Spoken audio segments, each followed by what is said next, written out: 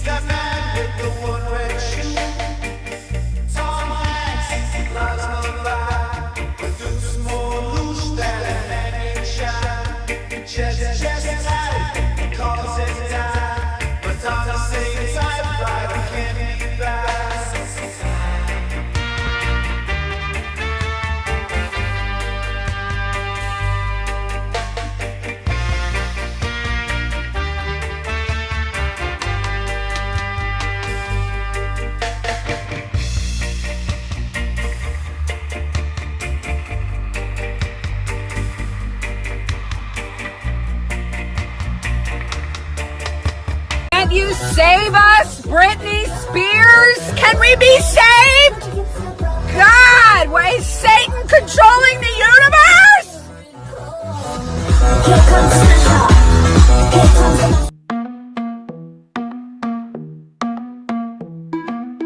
The world we used to think we knew is constantly exposing woo. Our possibilities come true. So what we do is call out to the good guys, good guys. Witches, widows, MAGA, mystics, entertaining cunning linguists, good guys. The forum of the quorum needs a secretive society to advance our philosophies intentionally, magically, good guys. Conspiracies, sex, culture, makings, it's okay to change your thinking, good guys. Good guys, good guys, good guys. The world we used to think we knew is constantly exposing woo. Our possibilities come true. So what we do is call out to the good guys, good guys. Witches, widows, MAGA, mystics, entertaining cunning linguists, good guys. The forum of the quorum needs a secretive society to advance our philosophies intentionally, magically, good guys. Conspiracies, sex, culture, makings, it's okay to change your thinking, good guys. Good guys, good guys, good guys.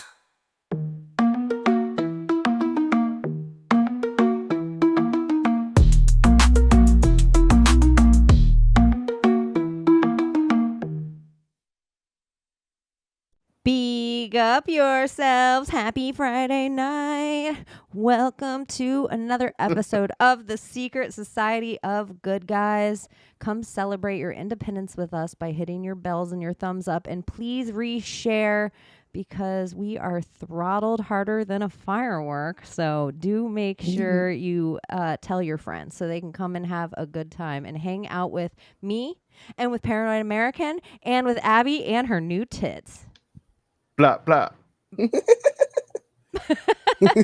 So yeah, she's not as laid up as we thought she was gonna be. So she's hanging out with mild muscle relaxers and painkillers, which we don't judge.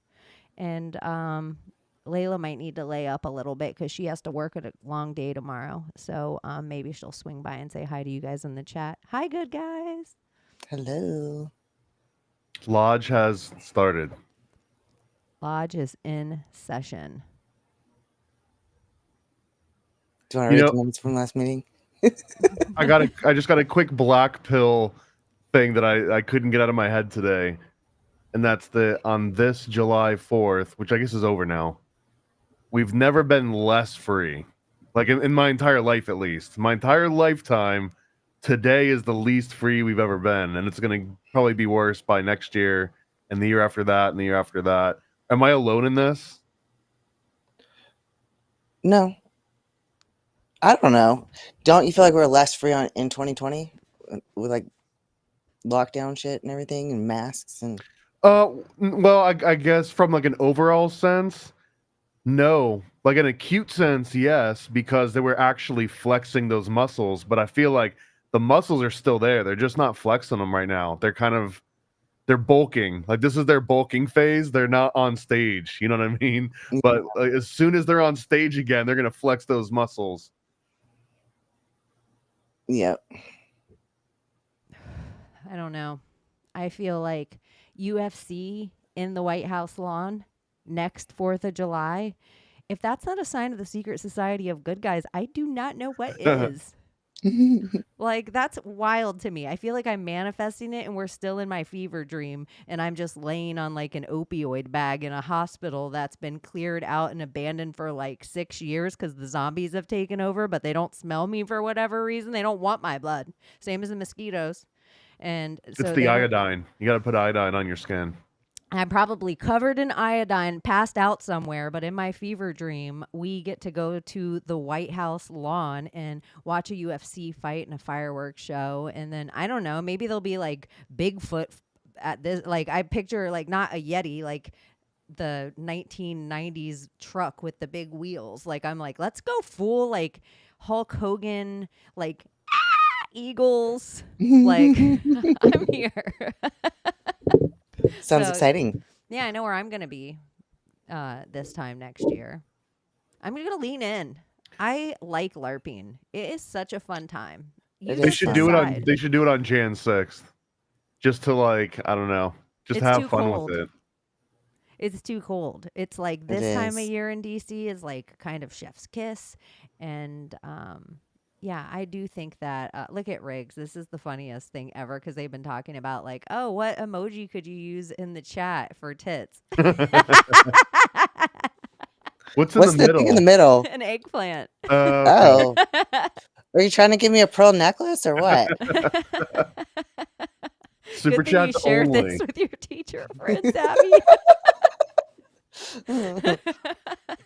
So say hi if you're one of Abby's coworkers and are just joining us tonight.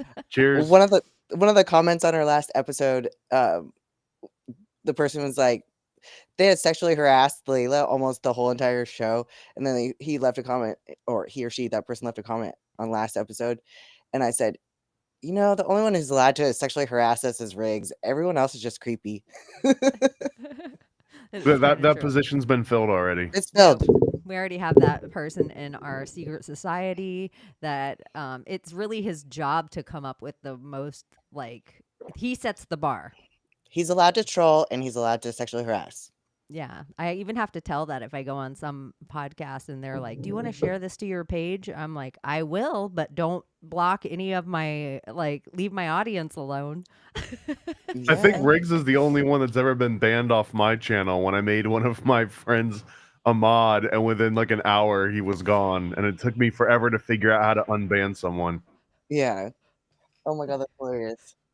I know, it's the funniest jokes. That's the funniest jokes. I know where everybody's like, oh, it's idiocracy. Would you prefer it like Shakespearean? Like, what is this ideal place that we were headed before the New World Order? Like I'm kind of like I just don't care as fucking Armageddon? much. Like I I'm don't know. just like, are you magic? Can you manifest?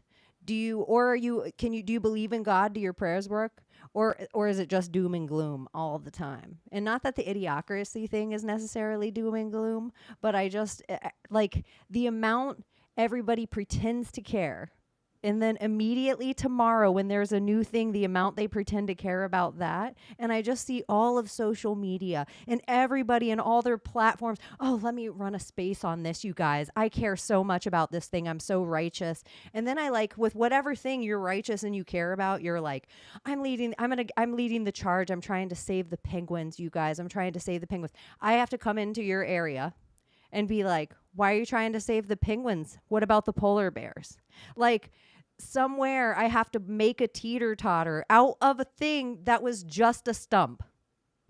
Like, you don't have to put something on the other end of it. It doesn't matter what you talk about. And then people will say, oh my gosh, well, like the idea, well, have you been to Israel? Maybe you don't need to say so in Israel. And I'm like, have you been out of Texas? Have you been out of Texas? Like, Right? so many, the same thing exists. Like, how many of you have been to each other's state to even have a say so about that state? And so so much of this exists where people are just looshing themselves and they're scared of fucking everything. They're online. Well, I can't be that bad if you had time to post about it. This is the worst apocalypse ever. Anyway, that's Kinda my is, energy 'cause it ain't today. even really happening. I feel like like my version of that optimism is just my utter faith in how incompetent the government gets, or how anything gets, the bigger and bigger it gets. So if we were dealing with a whole bunch of laser focused, small little like specific factions we could talk about, that to me is more scary than just complaining about the government in general. But I definitely do not feel the same optimism usually when it comes to like where government's headed and where people are headed in terms of how much they give over to the government. Real thing. Abbie, if you're going to play in the chat all night, are you going to hang out with me and Thomas? I'm gonna hang out with you guys. I'm sorry. Okay. Is Abbie in the chat? Sometimes.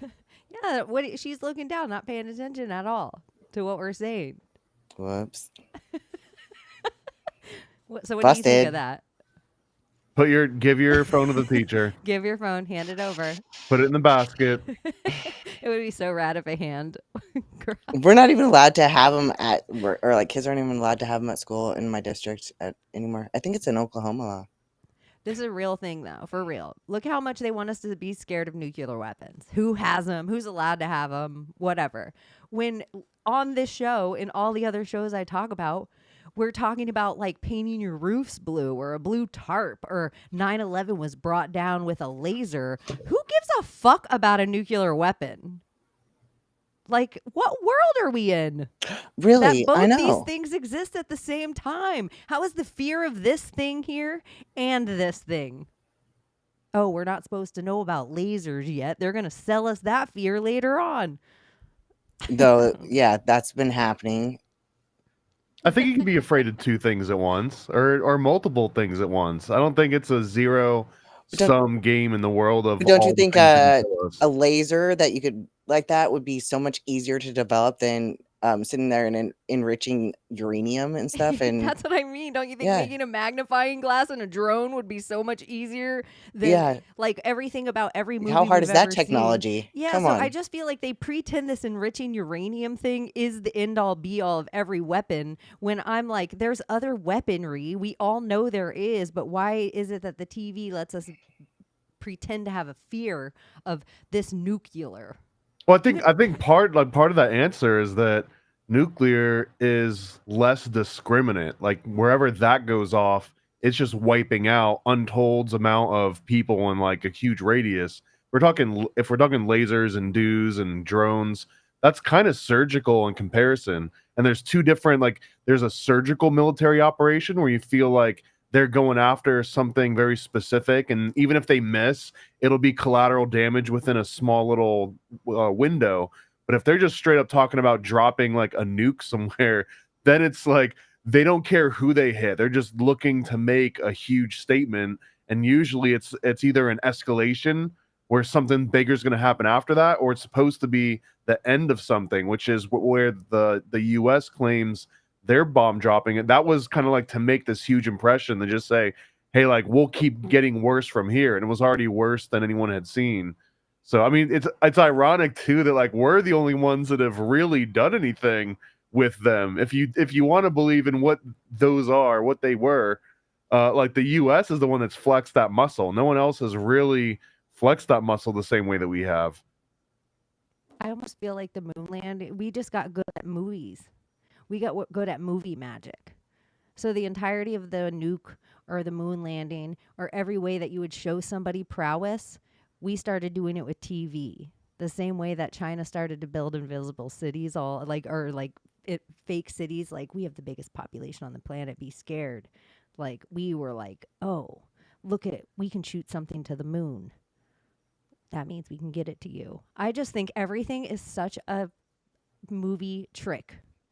Everything. Yeah. Like the more I look into it, the more this stuff starts to happen, the more I watch these things play out, that it's just like, this is It's fucking not real. ridiculous. Yeah. And how It's just a upset script. people get about it, like upset. And then someone will be so upset, and then there'll be a thing at the bottom that's like, this is a picture from like 1982 Beirut. Like, it's just Yeah. like the things that people, they'll even have an image that has nothing to do with the thing. You can put, I call it the algorithm of the inconvenient truth. If we took that exact same video and just made Al Gore's computerized gay voice say, this polar bear is a little out of breath because he just won the Polar Bear Olympics, it would have just sold a whole different tale and nobody would have been sad. But because they were like, this, we swear, these icebergs are melting. They could have been, we could redo it. I could be like, this is how happy a polar bear is, playing in a field of newly developing icebergs.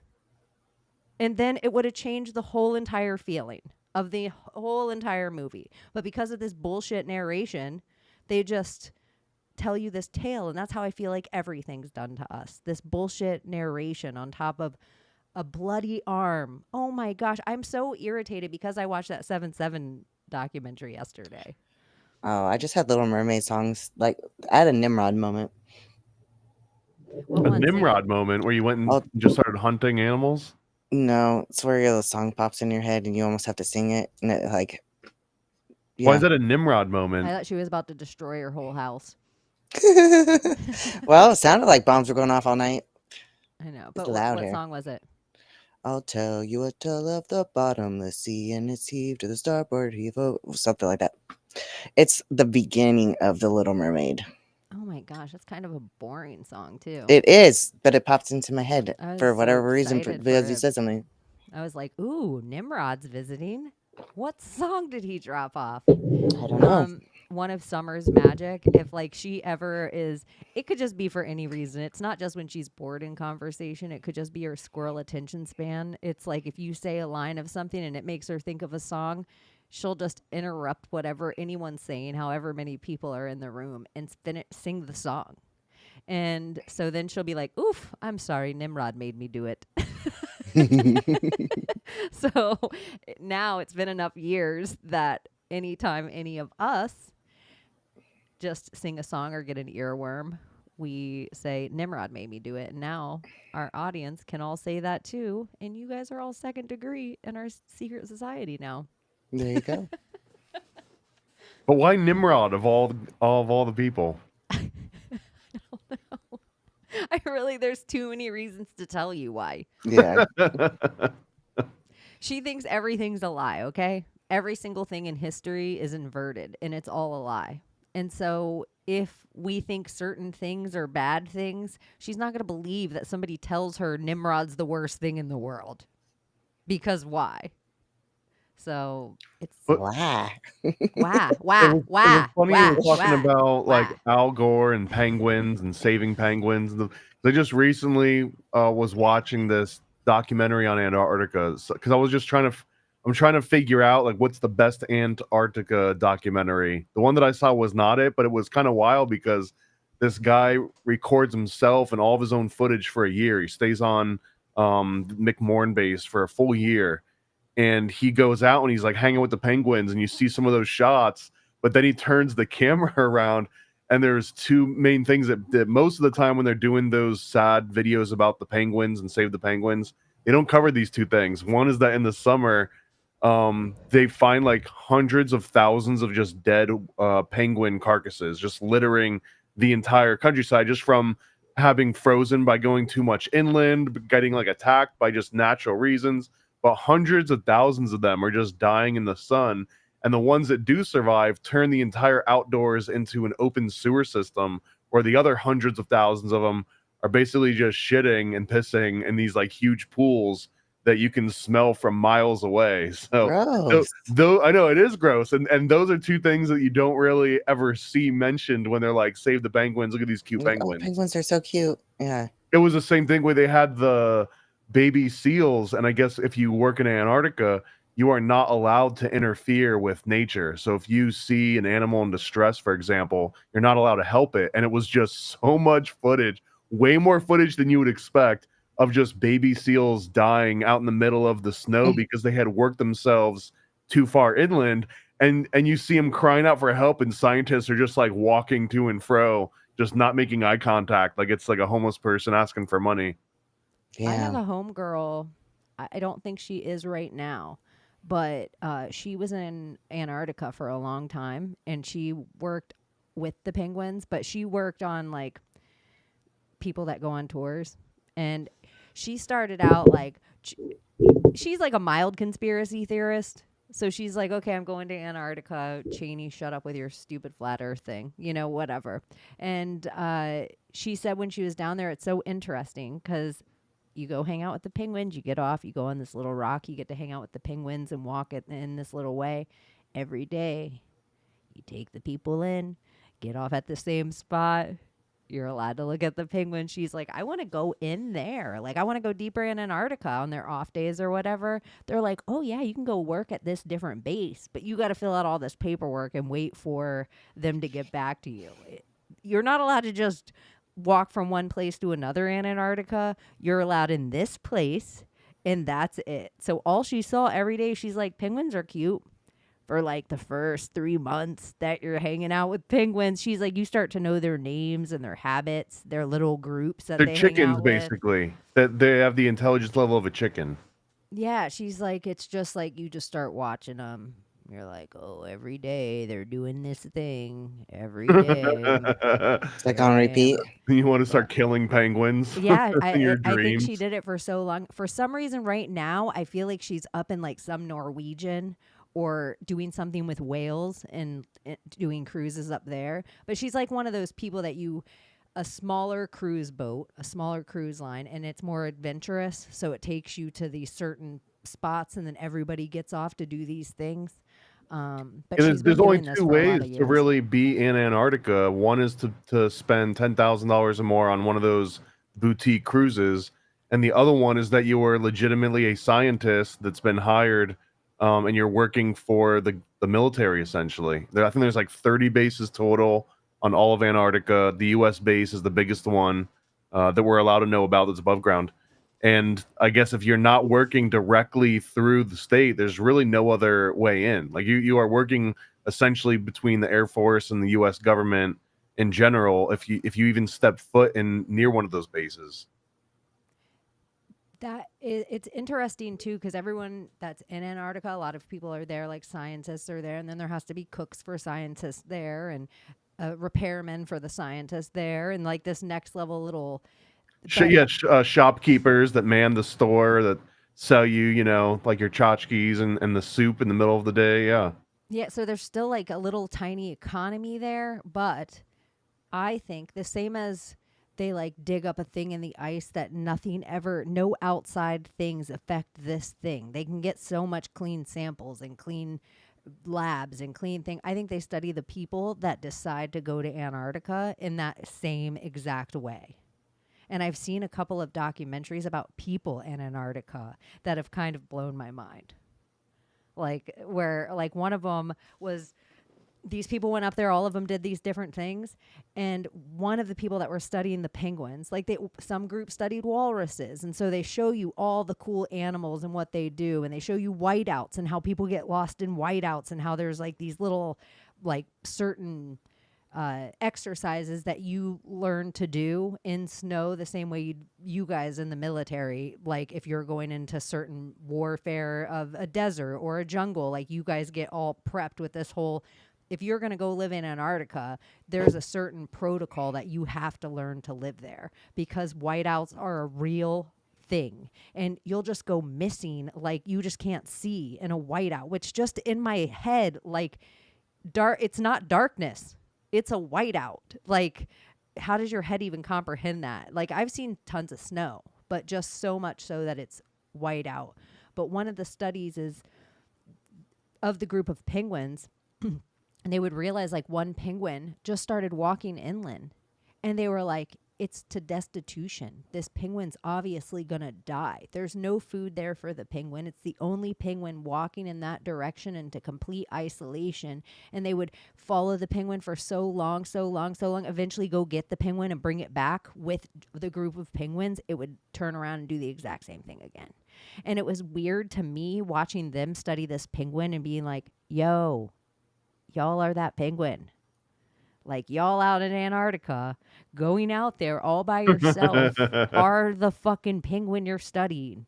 And it was just like this mind-blowing kind of concept. But for people that think in extra terrain or extra land, was the penguin walking to desolate land, or was there maybe fruitful area that we're not allowed to go to? Don Juan in the Carlos Castaneda books, he always talks about personal power, and Carlos picks up this snail that's on the sidewalk and looks like it's going to get crushed, and he puts it back on this, like in a little flower bed or whatever, and Don Juan gets onto him, and he said, why did you do that? And he's like, well, it was going to get stepped on. And he said, well, that snail might have been collecting all his personal power because there was poison or something over there to cross the sidewalk, so you're better off to not interfere. And I was like, it's a pretty interesting theory. Do you interfere if you saw like a baby bird that fell out of its nest? Do you go and interfere? Or do you just say that's nature? I interfere, Depends. but I'll tell Yeah, you a something baby that I bird, I learned from would. it. One thing real quick is penguins and polar bears aren't even on the same continent. That's a weird thing that we all have that in our cartoon Yeah. brain. I don't even but believe in polar bears. Me either. I think they're just albino grizzlies. Psyop. So glad you said it.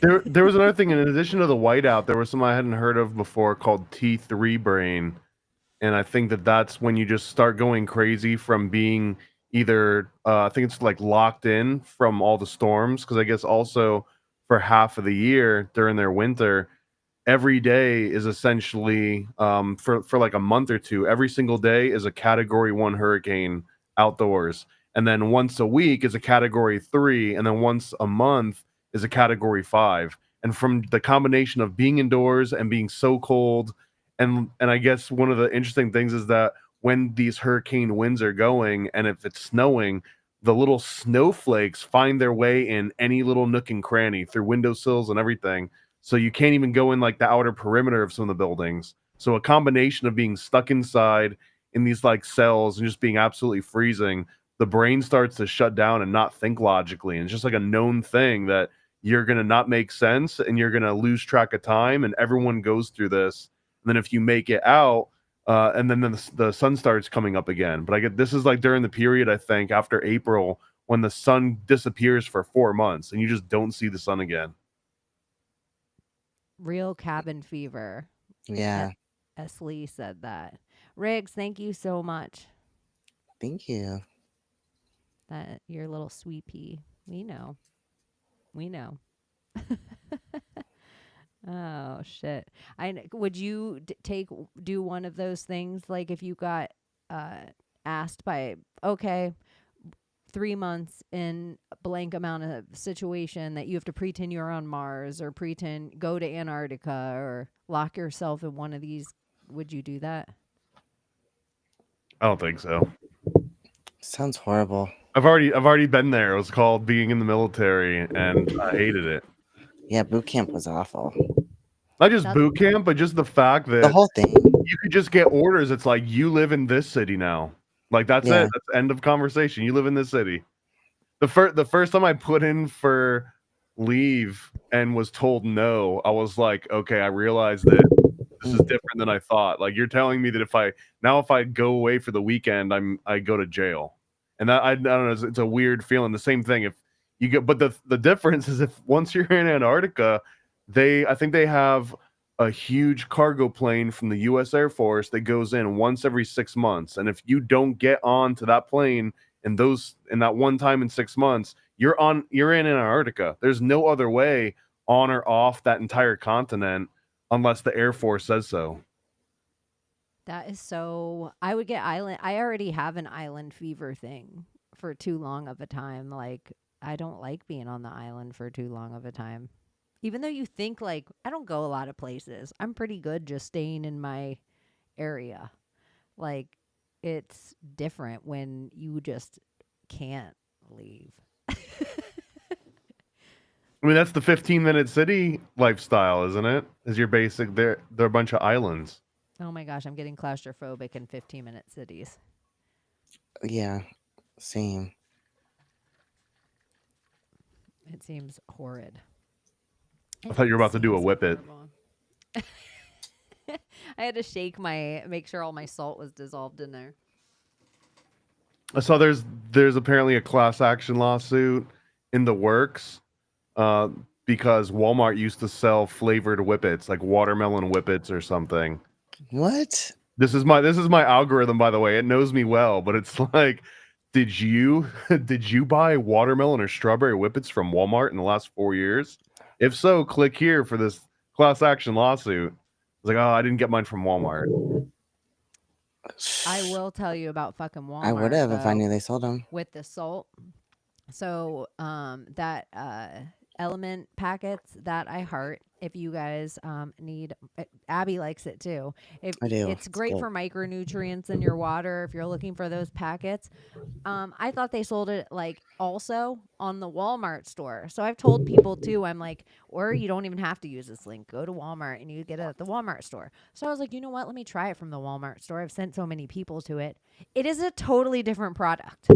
Like, oh, is it the really? package looks the same, but it is not the same at all. And it even tastes different. I was so bummed out. I even wrote Walmart. I was like, nah, dog, I don't want this. You can come get this right back. Like, I tried 2 packages. I'm like, this isn't the same. And anyways, I got refunded, but I wanted to tell everyone, get it from the company. It's so different. Yeah, that's wild. Yeah, but it makes me think of like Walmart. Because I noticed it was selling it in Walmart. Element powder.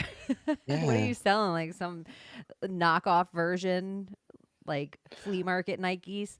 Well, yeah. Well, even I just saw this TikTok and it was talking about TJ Maxx, like if you know, if it's, say it's Calvin Klein, if it has a 1 in the top right corner, then that means it was made for TJ Maxx. If it has a 2, it means something else. And if it has like a 12, it means that it was just discontinued, something like that. But I was like, huh. So these name brands make stuff that's just for TJ Maxx. Yeah. So it's probably like Element. So nice. Yeah. To answer Riggs, this is not medical advice, but yeah, whippets are definitely safer than canned Duster, because Duster, the high is from displacing oxygen in your brain, I believe, while whippets, the actual high from it is from the nitrous itself. Like the nitrous is what's giving you the high. When you get high off Duster, you're getting high from literally losing brain cells, I believe. It's two completely different feelings. And also whippets, we've got over 2 centuries now worth of research that shows that prolonged use in the right amount of dosages is not harmful. Like, for example, the guy that found it was like Joseph Priestley or something, but they used to go around on these tours around Europe and around the US, where you would just pay money to sit in a tent for 3 hours just loaded with nitrous. And this guy did this like every day of his life for pretty much his like adult lifespan. So there's definitely cases of it. There's also cases of a bunch of idiots that do galaxy gas and then they throw off their B12 levels and become paralyzed. So extremes on both angles. But I don't think there's a single study that's like, yeah, you can do can duster all day long. Well, that reminds me of the Look what year doctor he in Cider House isolated it. Rules. Sorry, Abbie, go ahead. Oh, I was just saying in Cider House Rules, the doctor was like, what's it called? Ether or whatever, where he's addicted to that, breathing in the stuff for like anesthesia. I think ether's also better for you than can duster. I think can I duster would might think so be too. one of the worst things that you can do. No judgment. If you've already got some can duster, like have at it. But I wouldn't suggest it. Don't kill your brain cells. Do salvia instead. Seriously. Look, he discovered oxygen and 9 other gases. This guy discovered it, and there was another person after him that I can't remember his name that discovered the anesthetic effects of it. And he was like 19 or something in college, and for the rest of his life, he was just experimenting with nitrous. Wow. It is kind of fun.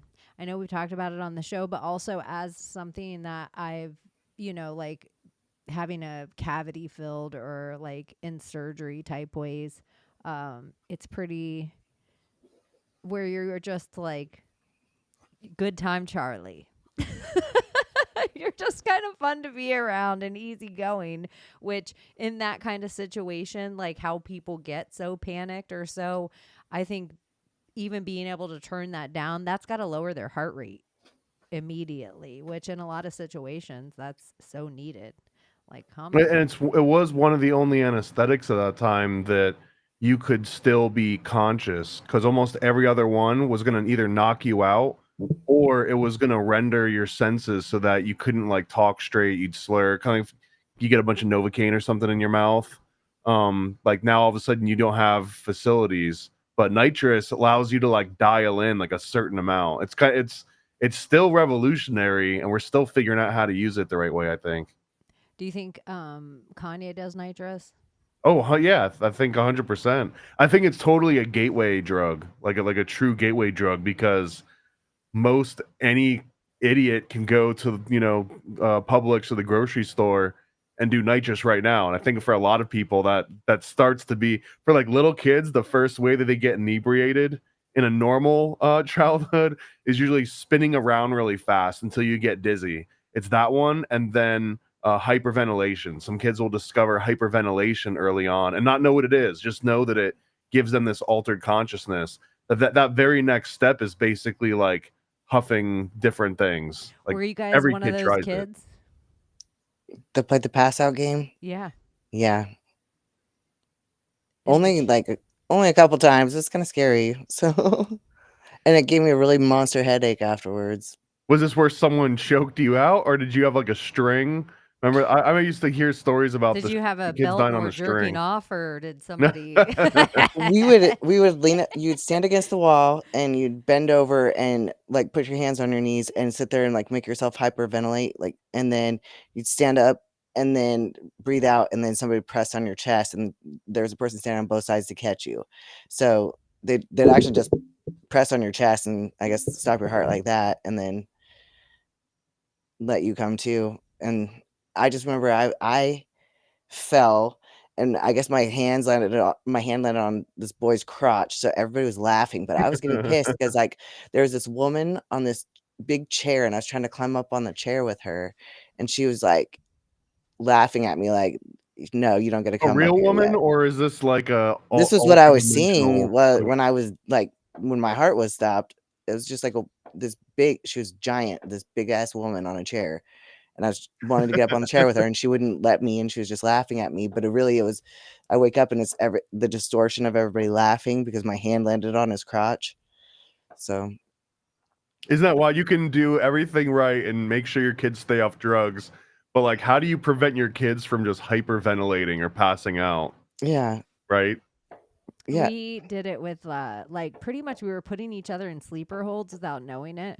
Like we were just like That was fully- never my thing, but I remember lots of school announcements and articles in the paper that were warning kids like don't play this string game, because there was a version of this where you would like tie a string in a doorway and then people would just like lay down into it and you'd have to have someone there to pull you back off the string. But the whole thing is that you were like laying down on with your jugular and would cut off blood to the rest of your head.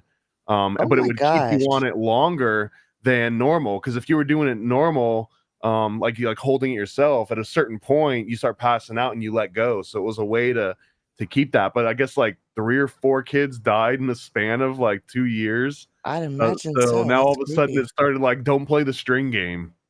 We didn't ever have it, and sometimes they would like squeeze your Neck, neck yeah. for a certain amount of time, and it was so weird because we didn't get as kids that there was a difference between our artery shutting off and our breathing. So you're like, yeah, I can still breathe. Everything's fine. Whoa. You just Yeah. didn't get that all of a sudden you were like, and sometimes you would be like, okay, like take 3 deep breaths, like fast, hold it, and then we do it. Yeah. And like we're just dumb, like 12 in the woods on a summertime, Mhm. and then be like, okay, Abbie, it's your turn. And then you wake up and you're like, holy shit, I feel like I was asleep for like, sometimes I think this. So this You is already so know where this is dangerous. going. This is like the Sometimes worst I thing wonder to do. this. It's like we're all out partying the night before and you only have like 2 hours to sleep before you have to like get up and go to work the whole next day. Be like, all right, I'm just going to hyperventilate, and then you pass me out. Because then when you wake up from that, you feel like, I feel like I was been asleep for like 2 years.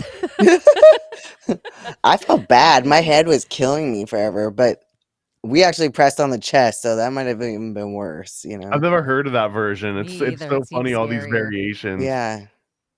But like but everyone had a version of this growing up. Yeah. I've never heard of the string thing. That's scary sounding. Yeah, I mean, it's all It's the same scary. premise. It was just that you could do Yeah. it by yourself. But that, and hence why so many kids died doing it. But that's like, so like choking during sex, like y'all, you're not supposed to like press on this part, the windpipe. It is the blood vessels. Just saying. because you're passing it out, like, and you're like, gosh, You're that's not not trying to even kill shutting 'em. off my. Yeah. Isn't that crazy though? That it's if you look at some things that are considered kinks, it's because during the time that you were going through puberty, stuff was like mixed. What if the people that are into getting choked as a kink were also going through puberty, and the first time they had girls' hands on them or passed out and their Yeah. hand landed on a boy's crotch? It was all during this same amount of time that we were also spinning the bottle in adolescence. And so it's like Same exact time somewhere period. in Yeah. that same kink vessel in our brain. I don't know. That makes a lot Maybe. of sense. It is weird. The shit. Wouldn't it that be we all do. crazy if like the government started interfering with people's lives around that age in traumatic ways? It seems like it would just usher in like a whole new generation of people with unresolvable issues. That's what I It do think does. they already do. Yeah. Like, and when Abbie talks about dream hacking or something, then I have no idea where people are like, isn't this cool? ChatGPT just says this and does this and shows me this picture. But if it's dream hacking you, is it cool? I know. It's kind of creepy. Yeah, and in terms of dream hacking, I think I've read this a few places. I don't know if it's BS or not, but that typically people don't use technology or use like a cell phone in a dream, and that it's kind of a minority to use a cell phone. Have you heard this I before, or is that? I know Yeah, I hear you people say it all the time, but I'm like, I could probably look up phone on here and I can tell you how many, like, let's see, phone. And I guess the question being that if you do have a phone in a dream consistently, is that a shortcut to dream hacking? Like, is that a game genie that you've already got it in your pocket? I don't know, but phone, like so many of my dreams have phones, even in my lucid dreams. So yeah, I mean, I But can that scroll would and be a scroll. dream hack if you were like, oh, I always have a pad of paper and a pencil in my pocket. And, you know, it would be the same thing as having to scribe. But why stop at a phone?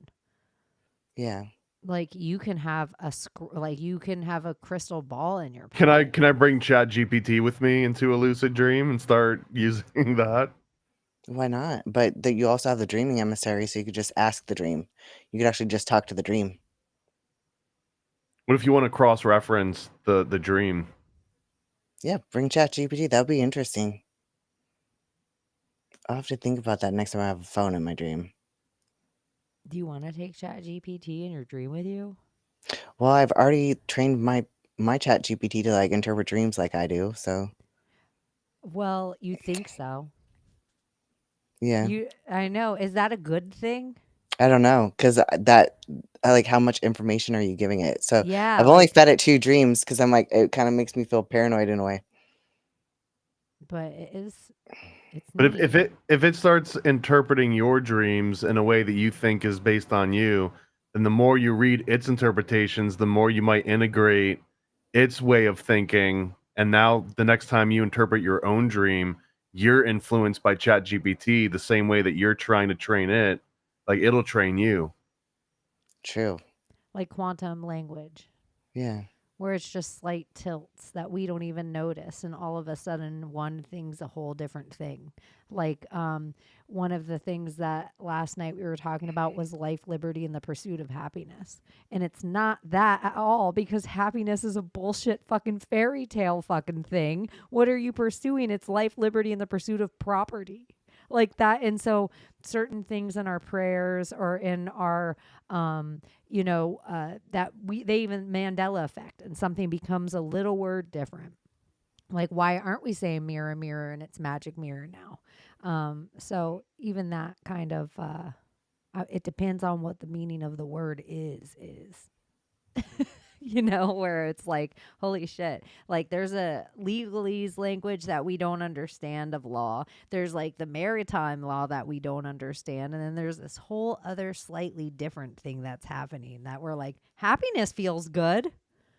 That seems like a pursuit of happiness feels like a great thing. Everybody should get a pursuit of happiness. Like, what the fuck's happiness? If you're pursuing happiness, you're never going to catch it though, too, in the quantum of it all.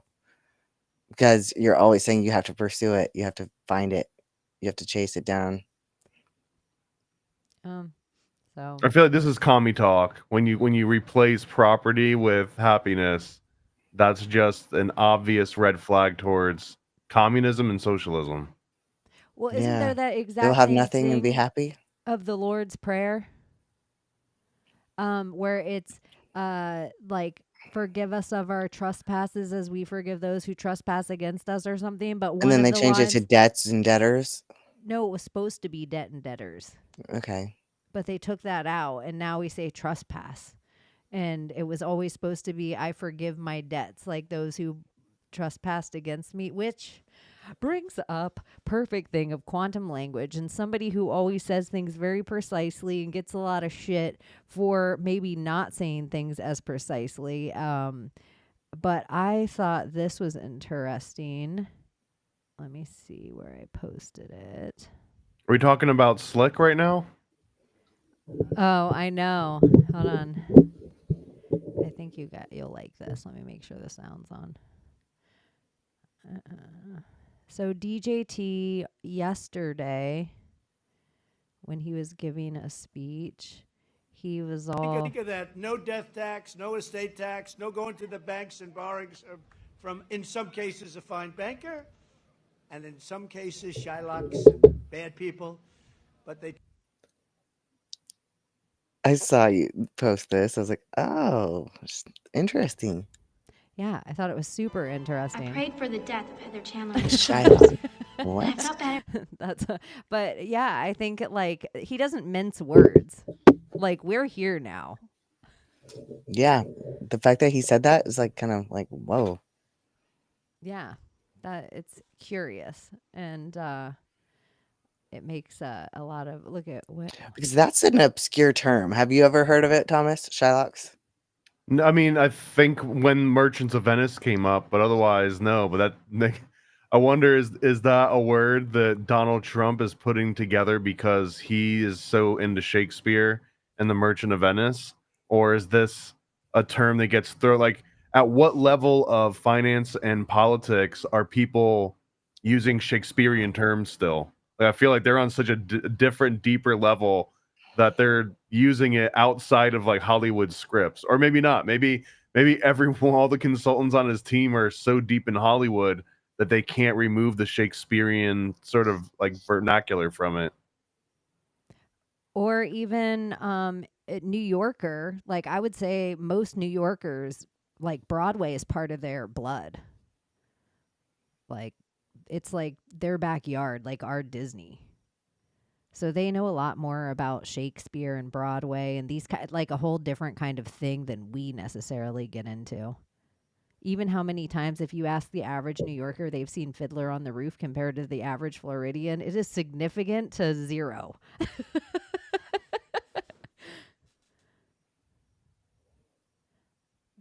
Stereotypes. Although there were no legally practicing Jews who lived in England during the Shakespeare times, because they were expelled from the country in 1290 by Edward I. What? Let's go check it out. Check it out. The Indict of Expulsion was royal decree expelling all Jews from the Kingdom of England that was issued by Edward I on 18 July 1290. It was the first time a European state is known to have permanently banned their presence. The date is an issuance was most likely chosen because it was a Jewish holy day, the 9th of Ab, which commemorates the destruction of Jerusalem and other disasters. Edward told the sheriffs of all counties he wanted to all the Jews expelled before All Saints' Day, November 1st that year.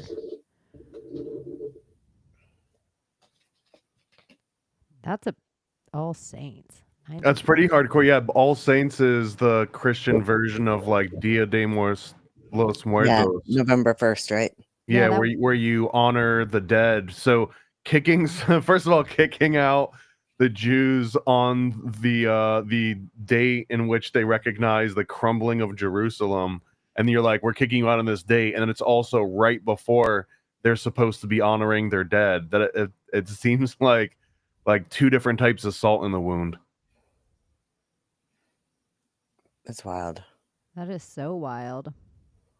Because if it's All Saints' Day, then all really Halloween is All Saints' Day Eve. Yeah. Oh, it's Samaya. What is that? It's like the Irish holiday. Samhain. Samhain, isn't it? There it is. There you go. I would have got there eventually. Jews were allowed to leave England with cash and personal possessions, but outstanding debts, homes, and other buildings, including synagogues and cemeteries, were forfeit to the king. While there was no record attack on Jews during the departure on lands, there were acts of piracy in which Jews died and others were drowned as a result of being forced to cross the English Channel at a time of the year when dangerous storms were coming. There is evidence of personal names of Jewish refugees. You guys, I'm going to get right out of here.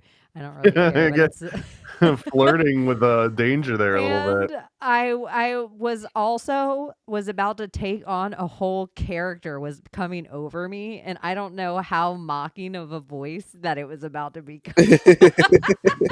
Like, I could feel the next sentence out of my mouth was like, oh, did they? I was like, get out of here. Anyways. Wow, that's super interesting. A new word I learned for my vernacular that I will be using at the bank this week. No, I'm just kidding. Don't be a Shylock. Yeah, don't be such a Shylock over there. What a word. That's going to be on the ADL website soon now because Donald Trump said it. You're right. It seems like warlock though. Like wizards and warlocks. Like a shy warlock. Yeah. Bankers and Shylocks, wizards and warlocks. Yeah.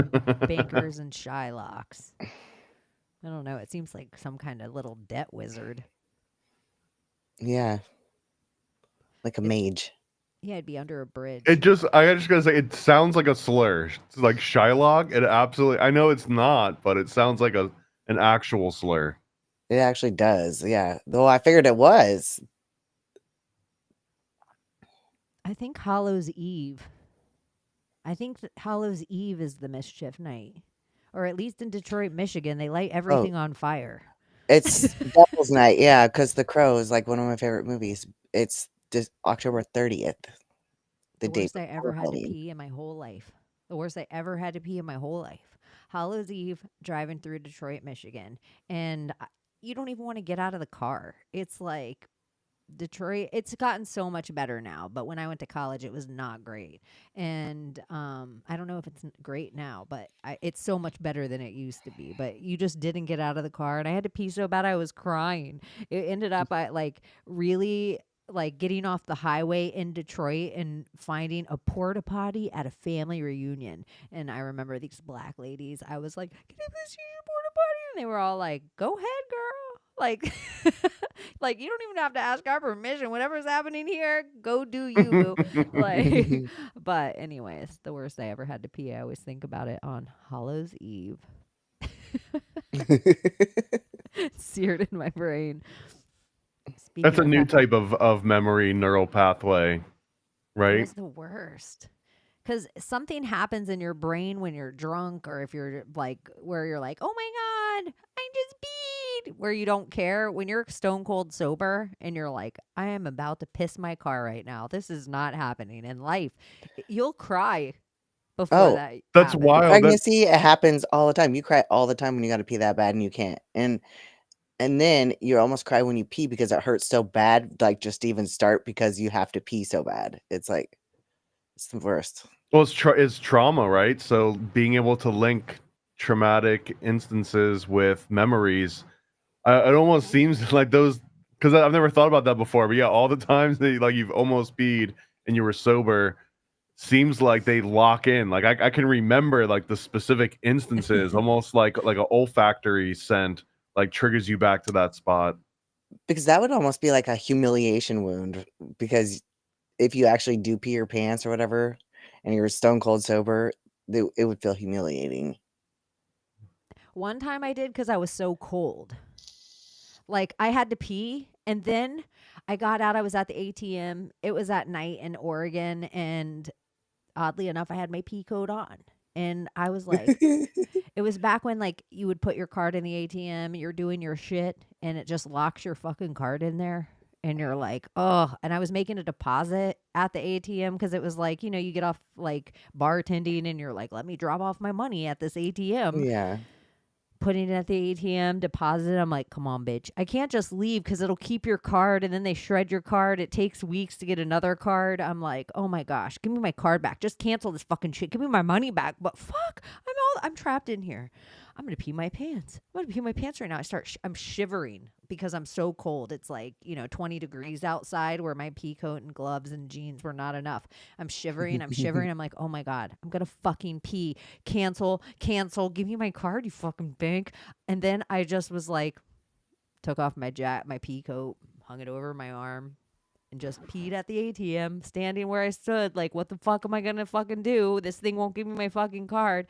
And then I walked around to Jules, who was driving, and she's like, what is it? Like, I'm just standing there outside her car door with my pea coat over my arm, and I hand her my wallet because I don't want to put it back in my fucking pee pants. And so I was like, I just pee-peed myself. Like I was humiliated, even though it was Yeah. just her, and she thought it was so fucking funny. And then she made me drive home with the window down because she was like, and she made me drive, and I was freezing cold the whole drive home with my wet fucking pants. Anyway, so that's what you guys know that. You wouldn't feel as bad about it in a big city because, like, for example, any ATM I can think of in downtown Orlando, you wouldn't even be the first person that night that peed in the parking lot. It is kind of that. I did have black pants on. Like, honestly, if I would have gone out to a bar, nobody would have fucking known. But I was just like, I'm sitting in my piss pants. I'm a grown woman, sober, sitting in my piss pants because the bank wouldn't give me my ATM card back. Oh my gosh. I'd be so pissed. I was. Pissed off, pissed on, all those things. Yeah. Yeah, so that's one of the times sober that I pissed my pants. Drunk times. New Drunk segment times, idea. The other time was almost in Detroit, but it was very painful. So those are the 2 times sober. And like you're saying, they're scar in my brain. Drunk times, one time drunk for real, I've had ass over elbows down a whole 20-foot ravine because one of my friends from Wisconsin was like, you know what's a good idea? Teaching my drunk Florida friend how to piss on a hill. Because this is what we do in Wisconsin. It'll be perfect. And there's no hills where I'm from. My ankles don't even bend that way. And like for real, I went down a whole canal so fucking deep where she was like, she's like, I didn't see you anymore. You just disappeared. And it was in Florida, like a Florida fucking canal. She was like, I'm going to show you like a Wisconsin person in Florida how to. I'm lucky I didn't get attacked by gators in the middle of the Seriously? like just fall onto a gator. It was like, but when you're drunk, you're like, this is one of the funniest stories ever. Look at, she's like, oh my gosh, you have algae on your teeth. So yeah, when you're drunk, no scars. That you laugh at. You're like, good thing I was drunk. And we were like, no, we cannot drive to the store. We're intoxicated. Let's walk. What could go wrong? We're 2 grown-ups just walking to the store intoxicated. I have to use the restroom. I don't drink like that, you guys. Not that I won't, but it just has to be like when we all hang out next time and we record and do some things. Like even I've been throwing around the idea, like maybe Thomas and I take a trip to Alligator Alcatraz. I'd be down for that. Where is Alligator Alcatraz? I don't know. I feel like it's by I just picture Gainesville or by where Ghislaine Maxwell is. I have And no what idea. is Alligator Alcatraz? I'll find out right now. I would have assumed South Florida. Gator Alcatraz location. Is there like a chain link fence we can go and get footage of us crying at? That would be kind of fun. Like I'll wear like a white suit. You're gonna wear a white suit? I'll gotta wear be a white present. suit and I'll cry. You wear new aerial photos of Alligator Alcatraz Immigration Detention Center. We're gonna pull it up right now. And Yeah, if it's in the Everglades, we're talking South Florida. It's closer to me that way. I was thinking it was closer to you for some reason, but let's see. We're gonna. You're right. Look at an aerial view from helicopter. The migrant detention center dubbed Alligator Alcatraz. Dade Collier Training and Transition Airport. Dade Collier. Well, that's my old stomping ground. Yeah. Okeechobee, Florida. I've never heard of this. It's not Okeechobee. It's Okeechobee, Florida. So look at it. Even has P in the name. Which today I posted that the Liver King must smell like piss. When every time I've seen him for the entirety of his character in our zeitgeist, I've always thought that guy looks like he smells like piss. And from what I understand, piss would probably be an upgrade because one of his other traits is that he doesn't believe in stripping away your natural oils and just like your normal biome. So he just doesn't shower or bathe. It's like part of his like he don't wear deodorant if that's the case. Yeah, well, yeah, it's all of those. It's all of those things. I mean, oof. You can wash your body with oil, but you'd have to be like religious about it. Like, and in a lot of cases, it gets you cleaner than water. But I don't know. That still would be gross. I can't imagine the smell. That's Alligator Alcatraz. Don't look too bad. So what is Alligator Alcatraz? Can you guys please? It's an explain? immigrant detention center. It really is. Yeah, look at there's people in there. It looks like immigrants. Look at them. Can't you tell? Why do they they're call it immigrants? Alligator Alcatraz? Because it is surrounded by a fucking moat. Ooh, Let me okay. see. I'll find you a better area. If it's not in here, I'll find you a shot. See, I know it's like a human rights violation, but they could turn this into a reality show so easy, like a fish tank or something, or a Big Brother. see, it's in the middle of the Everglades. See how much swamp there is around it? Oh yeah.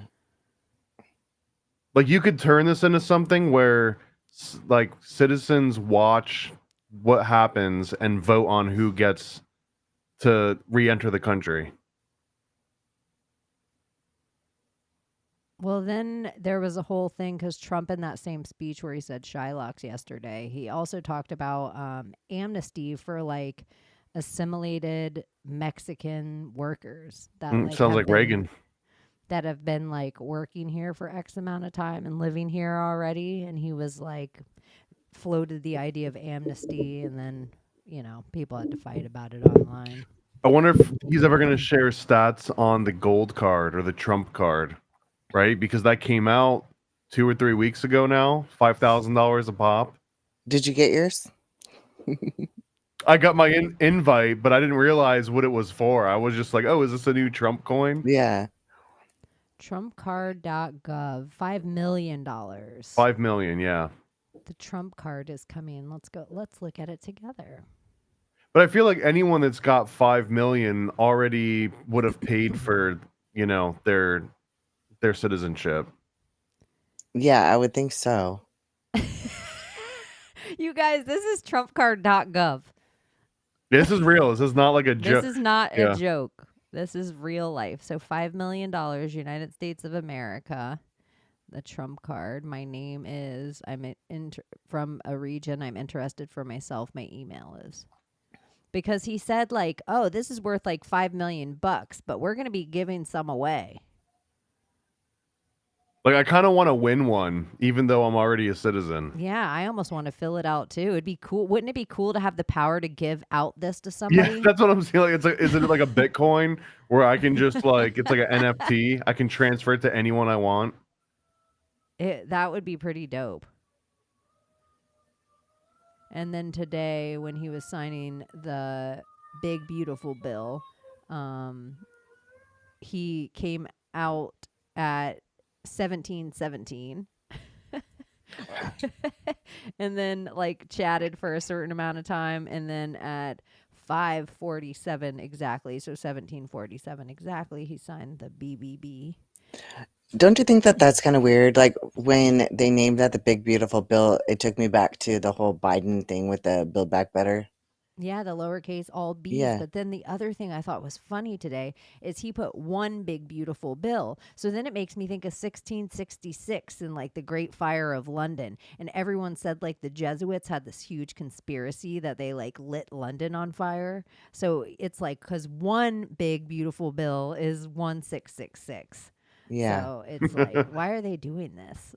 I think also it's a little bit weird because this is supposed to be the part. I know it's not, but it's supposed to be the party of small government calling a big bill beautiful when that's the exact opposite. Like you want small bills. You want one example. I think even Trump kind of went on this platform. Someone had mentioned it that for every law that they want to pass, you got to get rid of like 5 or 10 that are already on the books. But I don't think that's happening with the big beautiful bill. I don't think they're getting rid of red tape and then replacing it with less. It sounds like more on top of more.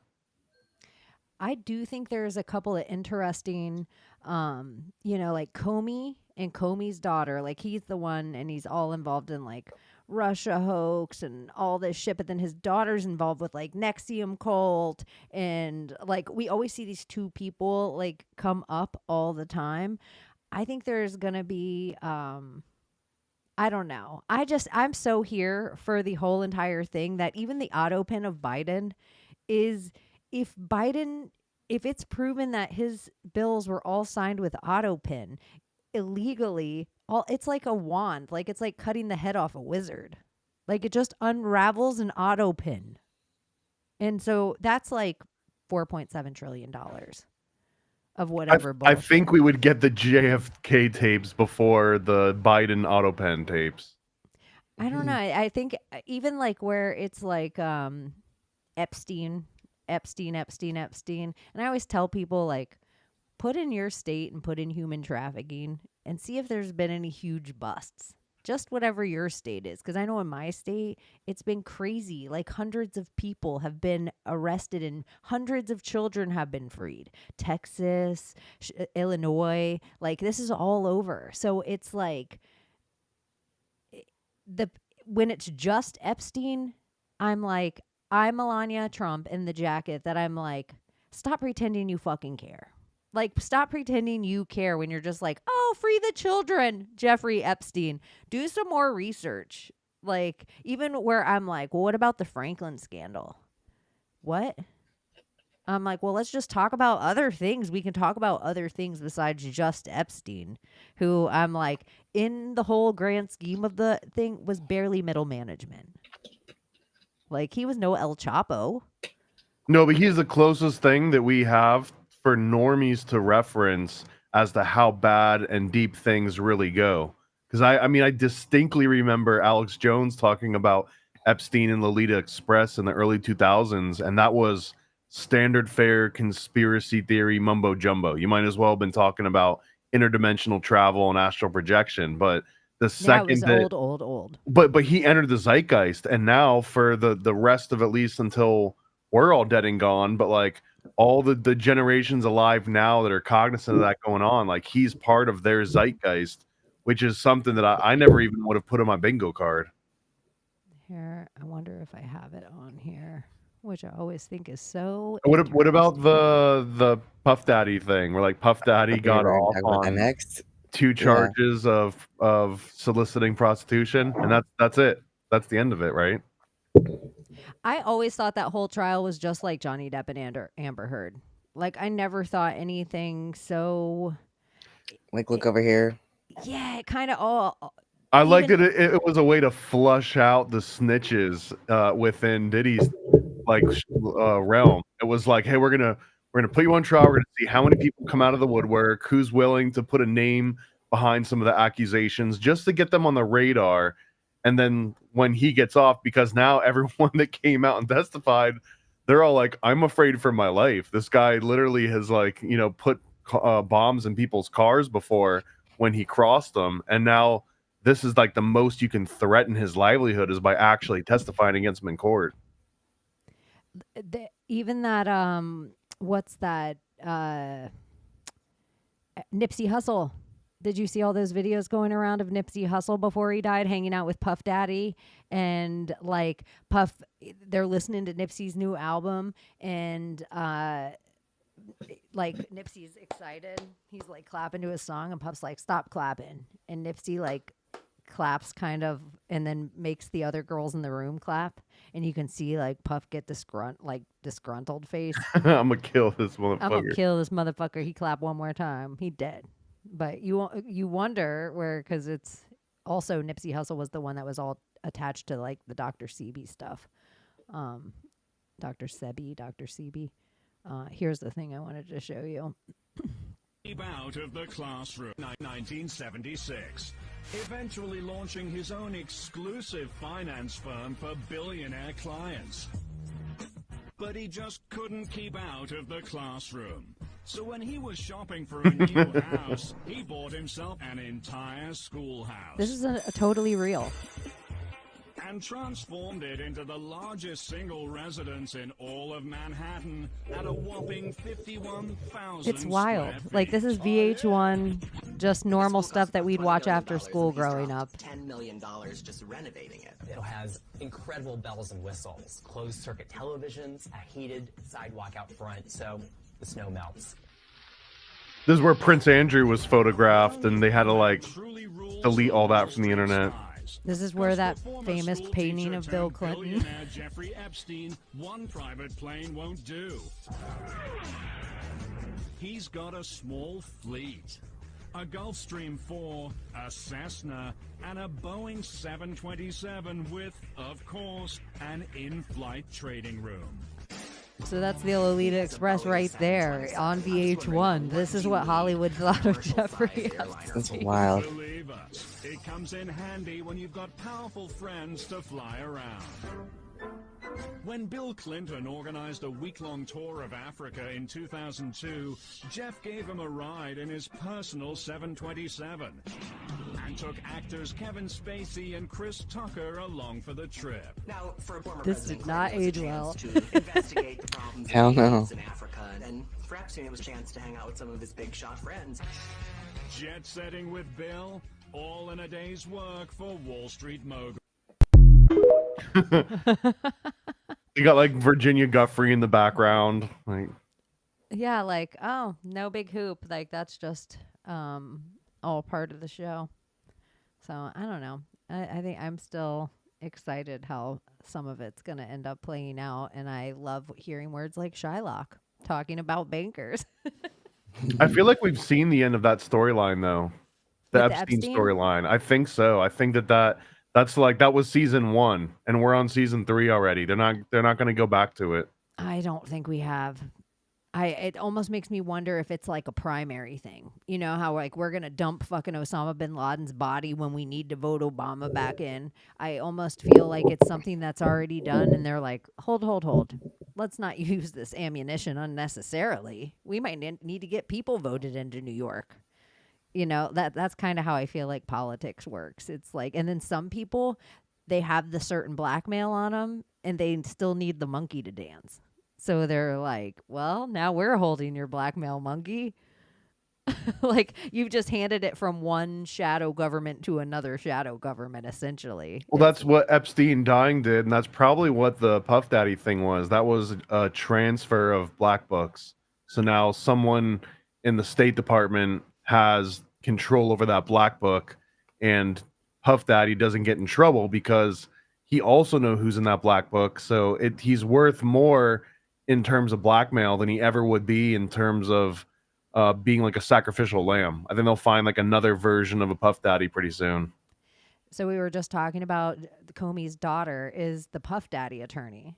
So she was also the Nexium cult attorney. Hold on. I'm going to actually read you a list because you guys will be like, what? And it's interesting.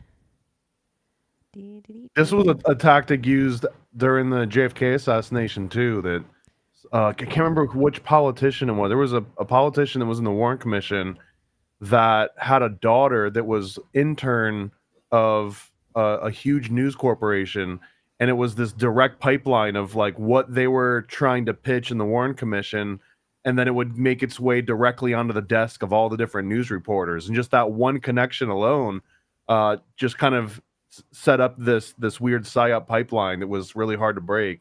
And it's a normal thing, is that you would have a father and a daughter connection between government and between media.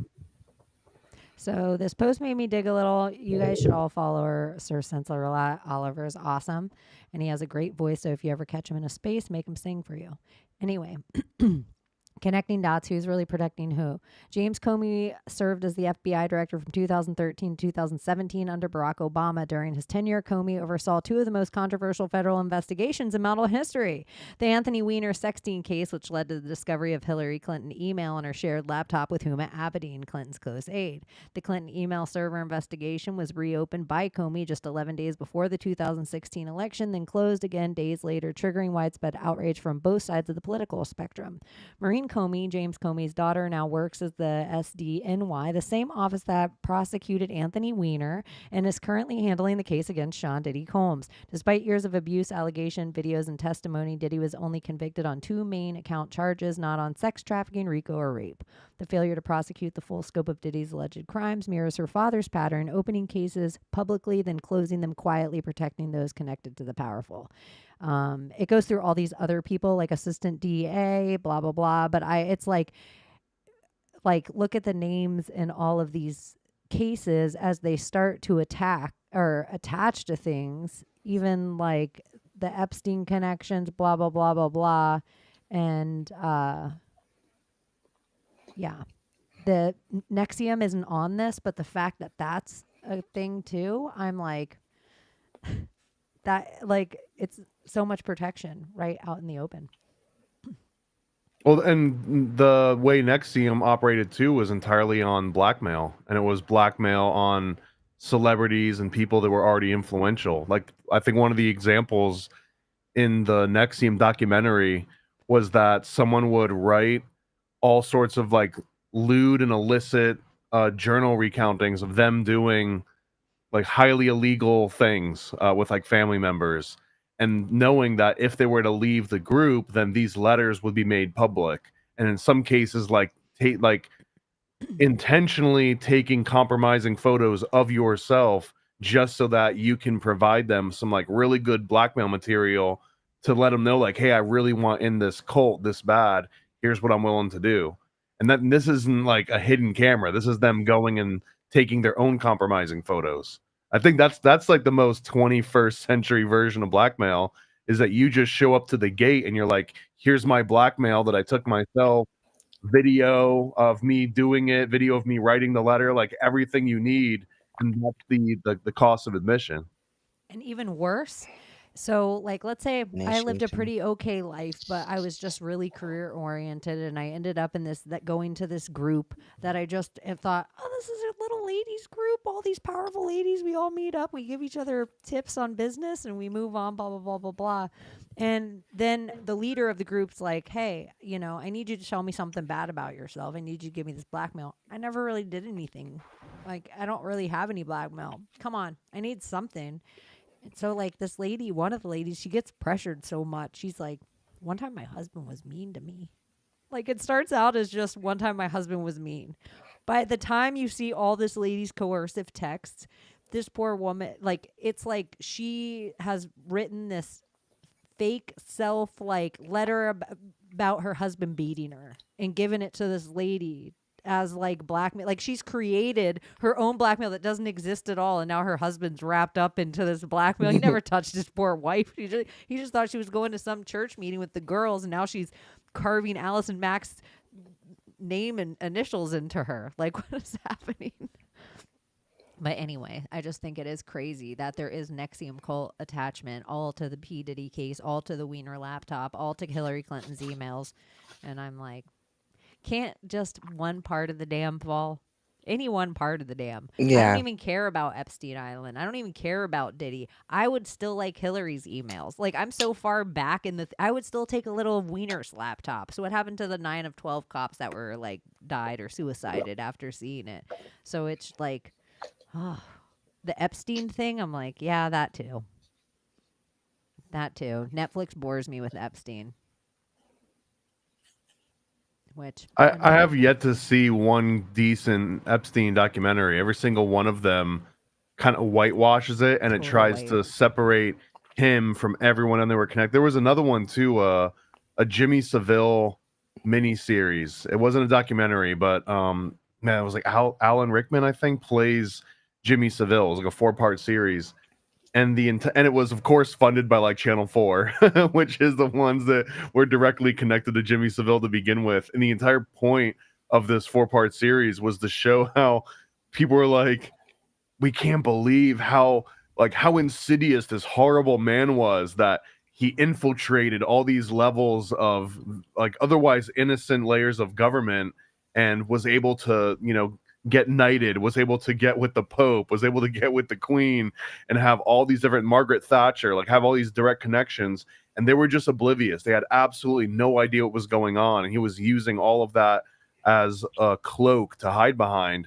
But then the more you actually look into the real story, it's like they had to know. They had to absolutely know what was going on, and knew that someone did a pro-con analysis chart, and they were like, look, here's all the dirt that comes with Jimmy Savile, but here's all the bonuses. We get this young vote, essentially. He was kind of a Puff Daddy. He was kind of like a P. Diddy with like rock the vote kind of way. Top of the pops. Like, he was cool. Like, he was hip, Jimmy Savile. Until he's like hitting on you, yeah. Until he's like Abbie. That's not good. No. Do you guys remember the 7/7 bombing in London? Yeah, it was like their own little mini 9/11. Yeah, like so much about it I didn't know. Like, I already knew about false flags then, but it was almost like I knew about false flags and I was like, this is a false flag, and I just turned it off. I didn't absorb any of it.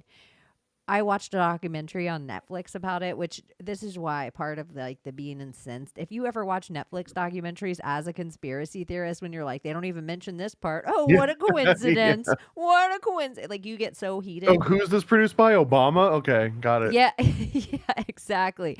I did not know that during that bombing that this was also going on. Like, they were having a meeting, like George Bush was with Tony Blair in London, so they come out right afterward and they're like this. Let's see, hold on. It's reasonably clear that there have been a series of terrorist attacks in London.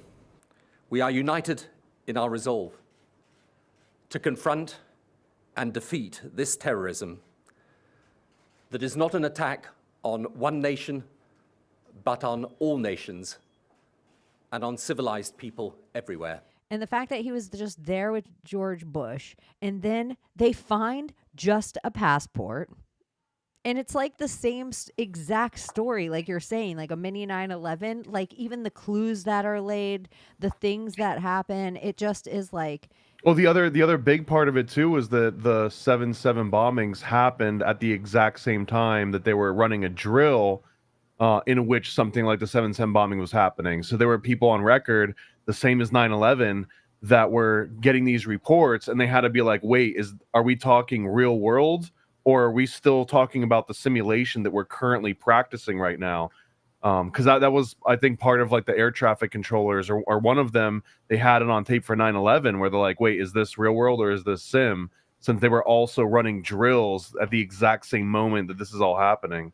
So that's the likenesses between 9/11 and 7/7 are it's almost a direct blueprint that you can lay on one on top of the other. And that one was used to get Britain more involved in this like war on terror that we had clearly started to like build out of the 9/11. No one else was getting on board as much. Remember the freedom fries thing? Like France didn't jump up and say, we're gonna do anything that you guys want us to, and we're like, well, we're gonna call them freedom fries now. They're no longer French fries. We've taken it back. That's what that was all over. It was because France didn't get their own 7/7 to get swept up into the fold.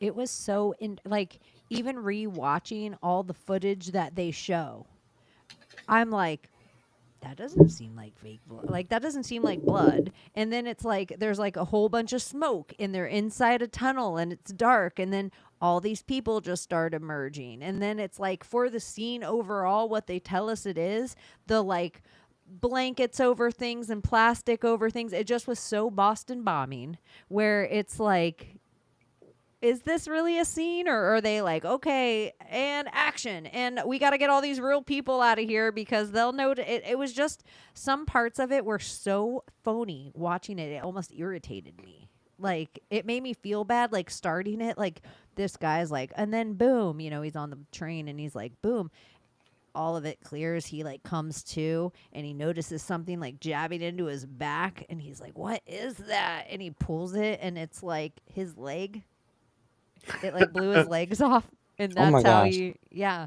But you don't realize it blows his leg off till like 20 minutes into the thing, and then some guy like says that he stuck his hand inside of his leg and pinched off his artery. It just reminded me like the same as the guy that loses his legs blown off in Boston that you used to be able to find all the pictures of in Iraq having his legs blown off.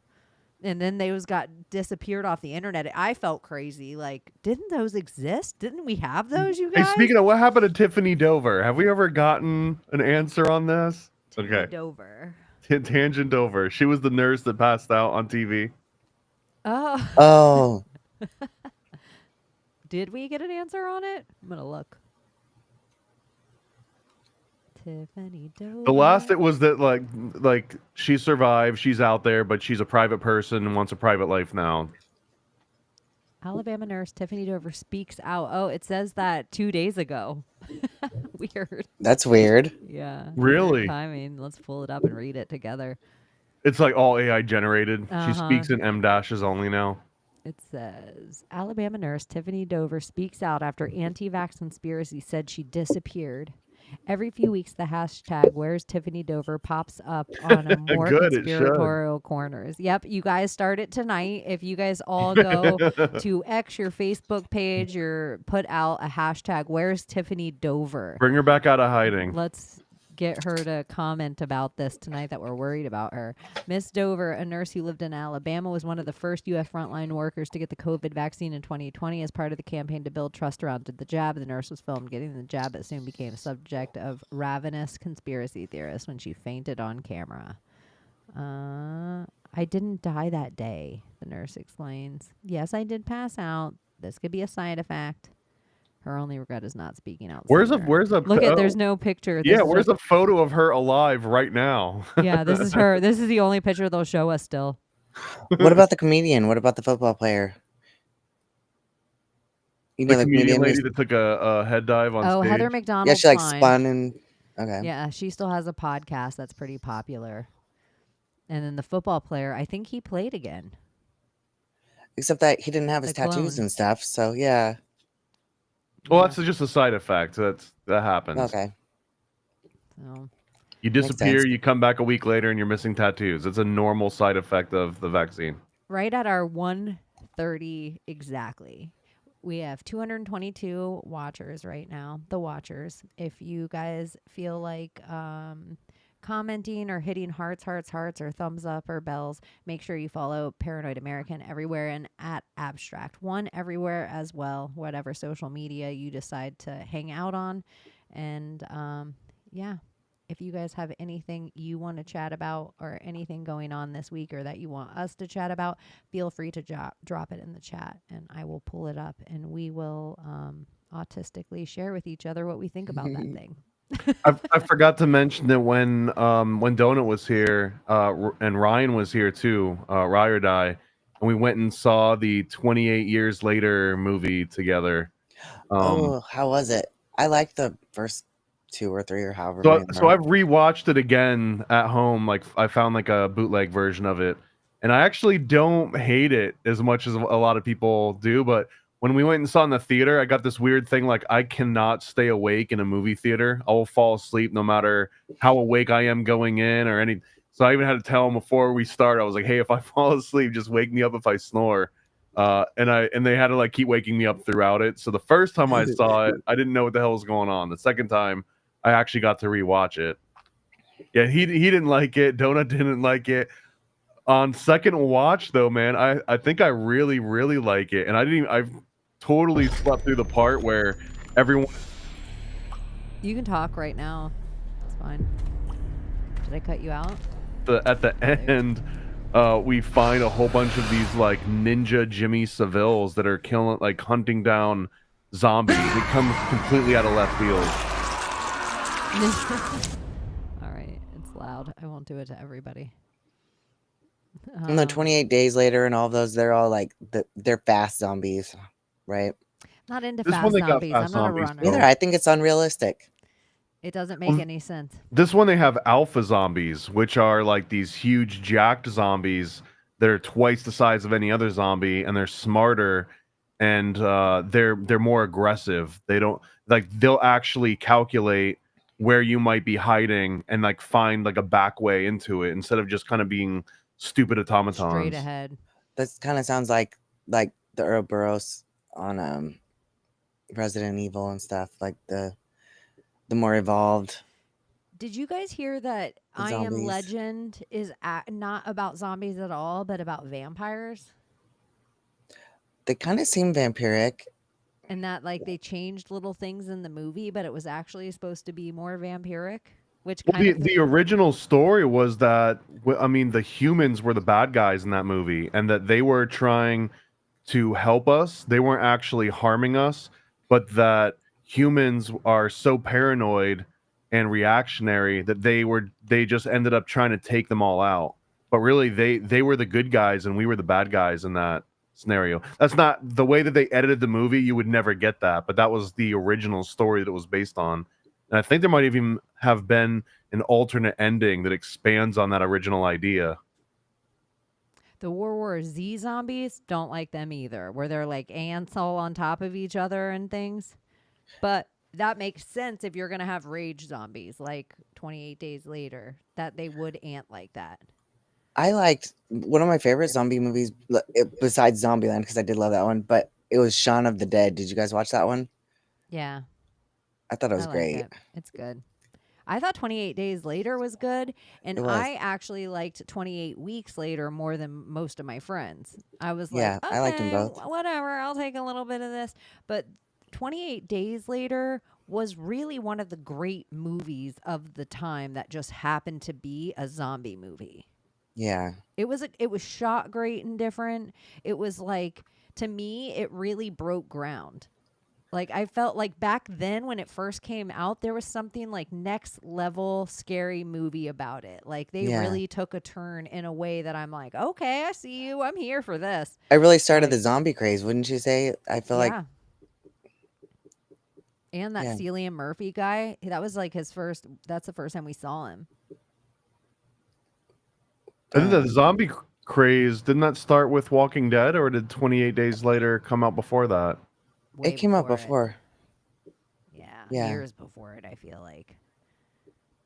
Like we're still not over. The zombie craze is Because not it was even over yet. no, it's not, because it started with, I want to say it started with the 28 days, and then the Resident Evil movie started coming out, and then the 28 Days Later was Shaun of the Dead. 2002. Yeah, and then Zombieland.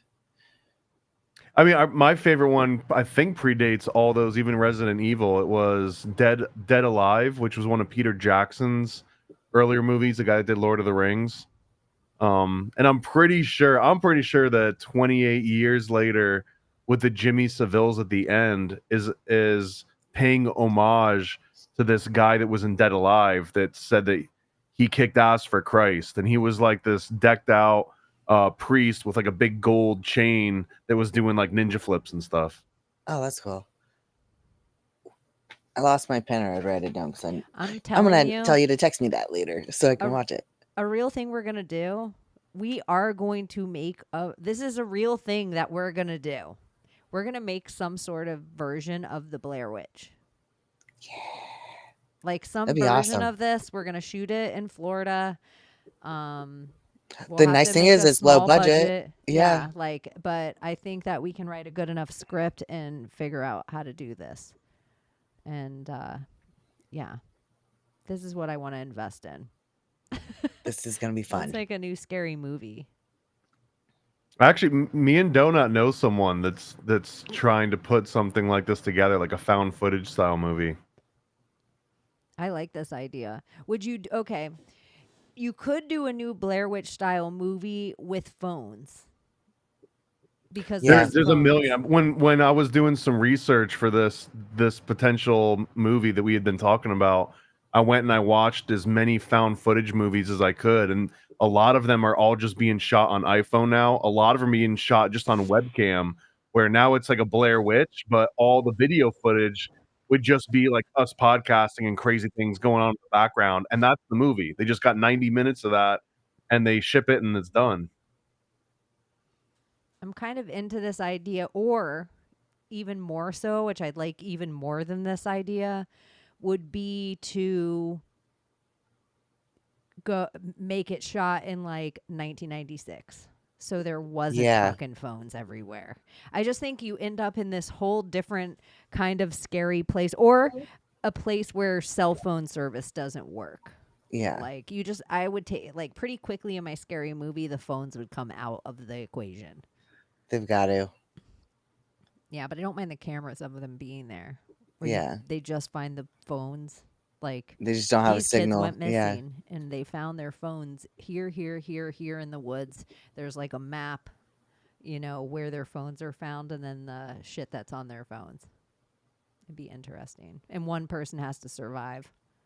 Maybe they're geocaching. I don't know if you guys saw this one. I've brought this one up before, but I met an actress that was in the Dashcam movie. If you haven't seen Dashcam and you like found footage horror, it is absolutely one of the best found footage movies. It's sort of QAnon meets Paranormal Activity, and if that sells you on it, like you should have already seen it by now. It stars Annie Hardy, who was in a group called Giant Drag, but she's super based. Like she would probably be at home here at Secret Society of Good Guys.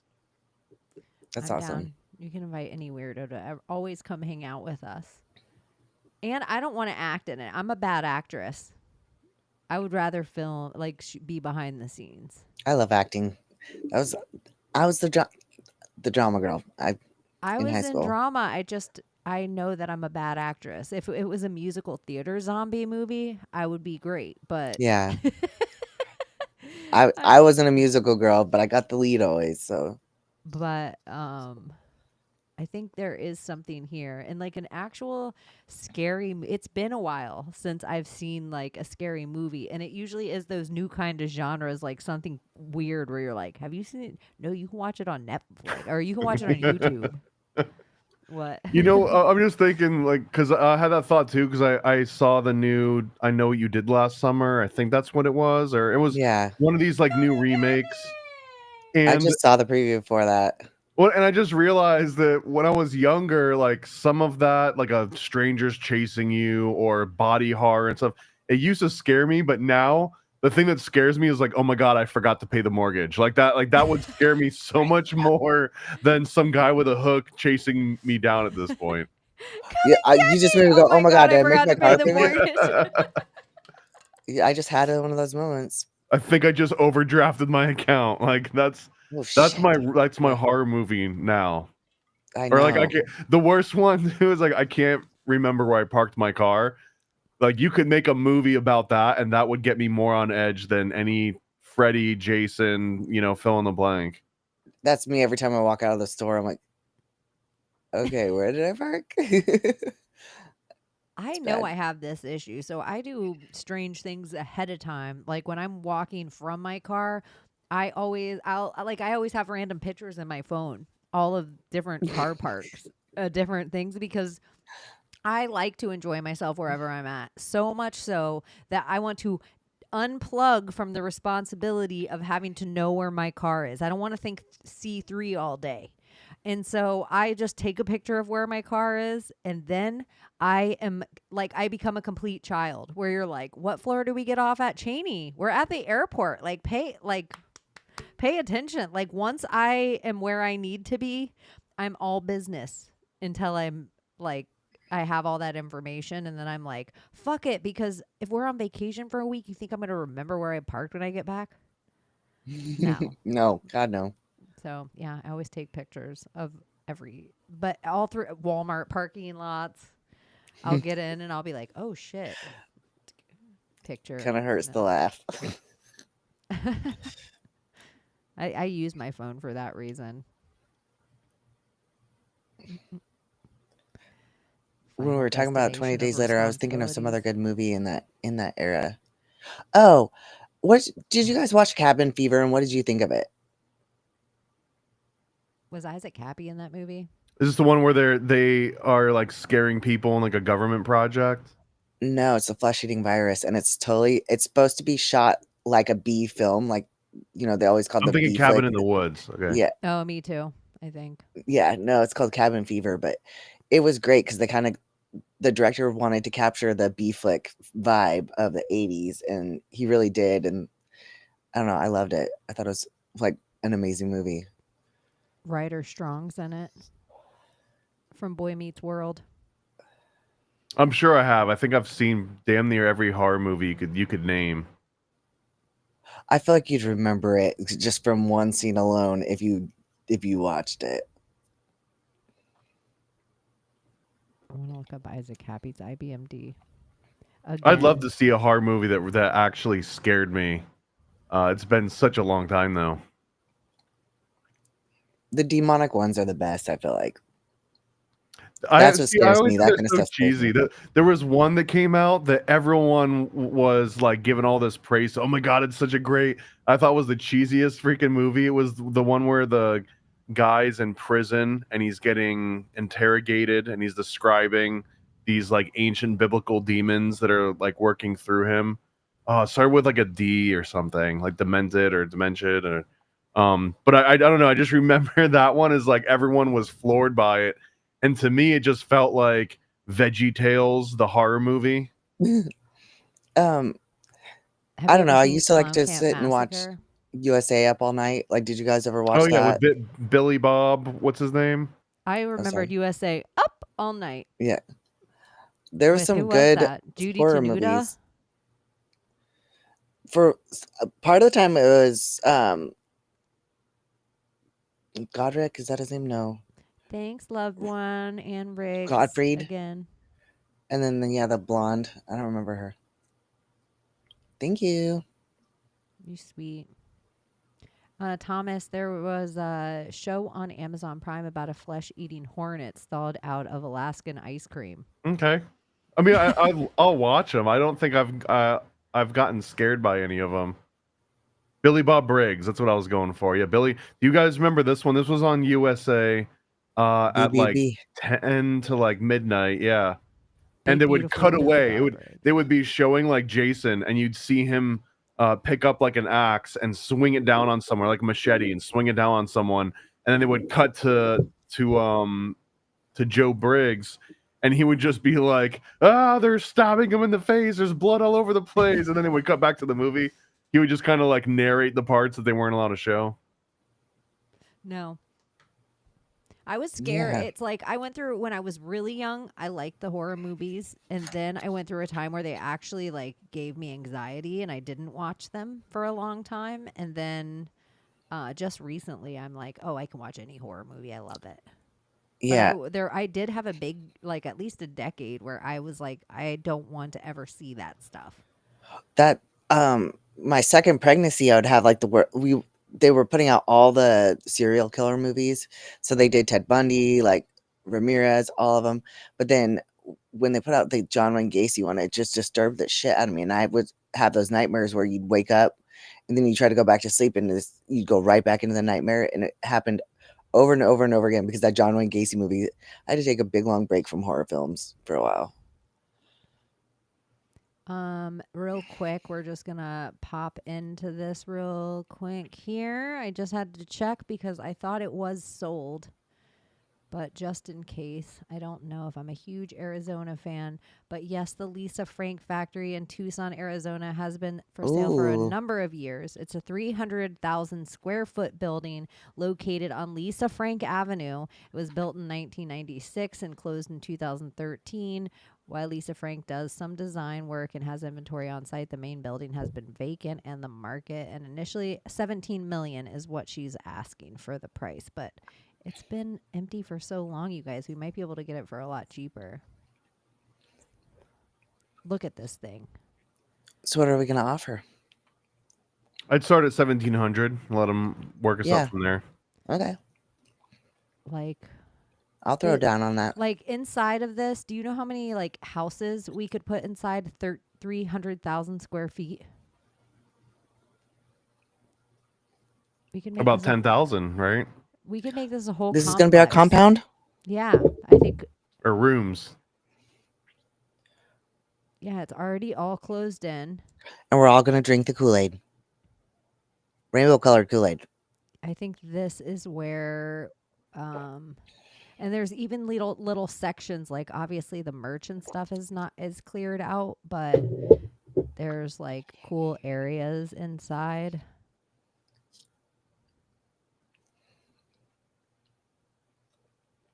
I'm like, I'm in. I think this would be a perfect place for you to like do all your comic book stuff, Thomas. Yeah, like everything can go out of there. But you got to move to Arizona. That's the downside. Or we could just make one of those here in Florida. 17 million's a lot. Like, is it worth it? We don't even need 300,000 feet. We don't want that much. For our studio, for like our warehouse area, it doesn't have to be that big. And it would be cool if it was like we have one big piece of property and everybody has their own house on that property and you can walk to the warehouse. But 300,000 square feet. We could get the job done with 20,000. Just as easy. Probably even better than 300,000. I feel like Becky's in. All right. We would all thrive there. Don't Let's you frickin' see go. it, Thomas? Because you need probably like 1,000 square foot to 1,500 square foot per person in their little areas. You would need like a 6,000 square foot studio area and probably another 6,000, 10,000 square foot for the warehouse intake outgoing. Like we could make this happen. I've worked in warehouses before. And remember, like Lisa Frank. Remember, like the Fantasy Factory. We can have like, what's that kid on that or that little old man? What was his name? The Fantasy Factory. Rob Deirdre. Didn't he have the Fantasy Factory on MTV? The skateboarder. Yeah. Rob Diedrich. Rob Deirdre. Deirdre. Yeah, I think he. Anyways, he had like that show Rob and Big. on. Yeah, what about him? Yeah, What happened like, to him? we can have a fantasy factory like that. I want pictures from inside. That's what I'm looking for. We could Inside. just move into Alligator Alcatraz once they clear it out. Once we're done with all the illegals. There we go. I just want to already be like happy, like Lisa Frank Factory. I know. There's something. Rob Dyrdek. Robin Big. All right, here. Let's take a tour. Peek inside Lisa Frank Factory. Lisa Frank Avenue. Love it. We'll change that to 66.6. Like we'll change it to we'll make Anne it Frank creepier. Avenue. Lisa Anne Frank Avenue. Lisa Anne Frank, yeah. Lisa Anne Frankenstein. Yep, Lisa Ann Frankenstein. There we go. The world of Lisa Frank. I don't want to go inside. Is that all it is? All right, we're going to watch this. What a tour. I know. I thought it was going to be better than that. Lisa Frank makes the coolest stickers. Oh, no, you aren't. Okay, here's inside the factory. Ashley? We're going to go inside the factory now. This is the last thing you see. Yeah, let's see if the voice is... Lisa Frank, and for everyone who wants to know if I do exist, I do exist. I'm a real person. We're in my office in Tucson, Arizona. What encompasses the world of Lisa Frank? That would first and Polar foremost bears? probably be Looks like rainbows, and then hearts, music notes, teddy bears, unicorns, stars, color, fantasy, jewels, glints, everything to, you know, that makes a kid happy, smile. When I was little, I was totally a girly girl, and I was no, a I huge want to see around that colorer. factory. I don't want to see around... You don't want that documentary? I want to see the part where they're like shoving the unicorn we into the wood go. chipper to make stickers out of. This, I'm like, no, you guys, I've seen this before. Maybe this is the one, right? As So I Thomas wonder said, if unicorn. the Lisa Frank Factory made the Squatty Potty because they have the unicorn poop logo. Look at that alone in the yard's worth 17 million in my book. Whoa. What are we looking at? Is it like a dead The bird? fuck? Do you No, it's see like it? It's a metal horse unicorn. unicorn.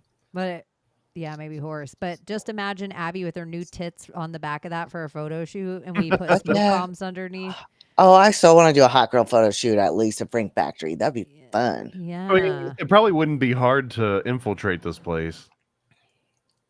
Just for a This is- photo shoot, not to like take it over. We want to go inside. We want to go inside. Doesn't anyone have any pictures inside? I feel like I've seen pictures inside this thing. Visible through the front door. Look at that creepy panda just peering out. That's such bullshit, you guys. I'm going to find one. Well, was that a big white polar bear It looked like a panda. or was that a cat? Okay. Oh, like at the beginning of that video? I was just thinking because we were talking about polar bears not being real, and you know that's up there with unicorns and stuff. So I give up. Oh, here it is. This is... Nope, I give up. One time I remember seeing a tour of it, and it had like their whole kitchen set up, and it looked like, oh, yeah, like you could have a chef come with a full crew and like be in this kitchen, and it had like office areas and work areas. I'm like, some of that I would leave, but most of it was just like trucks could back in like warehouse space that I'm like, that would all have to be built out. doesn't it feel like that would be almost like a dream labyrinth where you keep going and can't find where you're trying to be? You would definitely have to be like, okay, you guys, we're all going to get like, it would just be normal that we were all on hoverboards. I was gonna say, or like those scooters that are all around cities. Or little golf Electric carts. Like we had scooters. super rad golf carts. Yeah, Lime scooters, that too. We could that'd be so personalize fun. them. Hell yeah. Like, this is what my goal is, you guys. You remember Waco? Think of how much cooler Waco would have been if we found out, like, inside, like, later on after the whole fire and FBI raid, and it was, like, pictures of them on hoverboards having races. Fuck yes. Like, think if it was totally insane in there where it's like, oh my gosh, look at, they have a painting of this one woman on a glass horse with her top off. This looks like they were having a lot of fun. Yeah, like I would just want it to be so ridiculous that like conspiracy theorists 30 years from after the invasion of the Lisa Frank factory would still be trying to decipher our clues. Hell yeah. Like there'd be new Manly P holes created by the weirdness that they found inside of our factory. And we never changed the name. She sues us to try to get us to change the name. Like she hates being associated with us because we become so weird These damn online. Lisa Frankists. Yeah. Yeah, we become a whole religion. We do a whole ghost town in the area, make a whole commerce. People are flying in. It's a big enough property that we could land planes there and helicopters without Hell even yeah. thinking twice about it.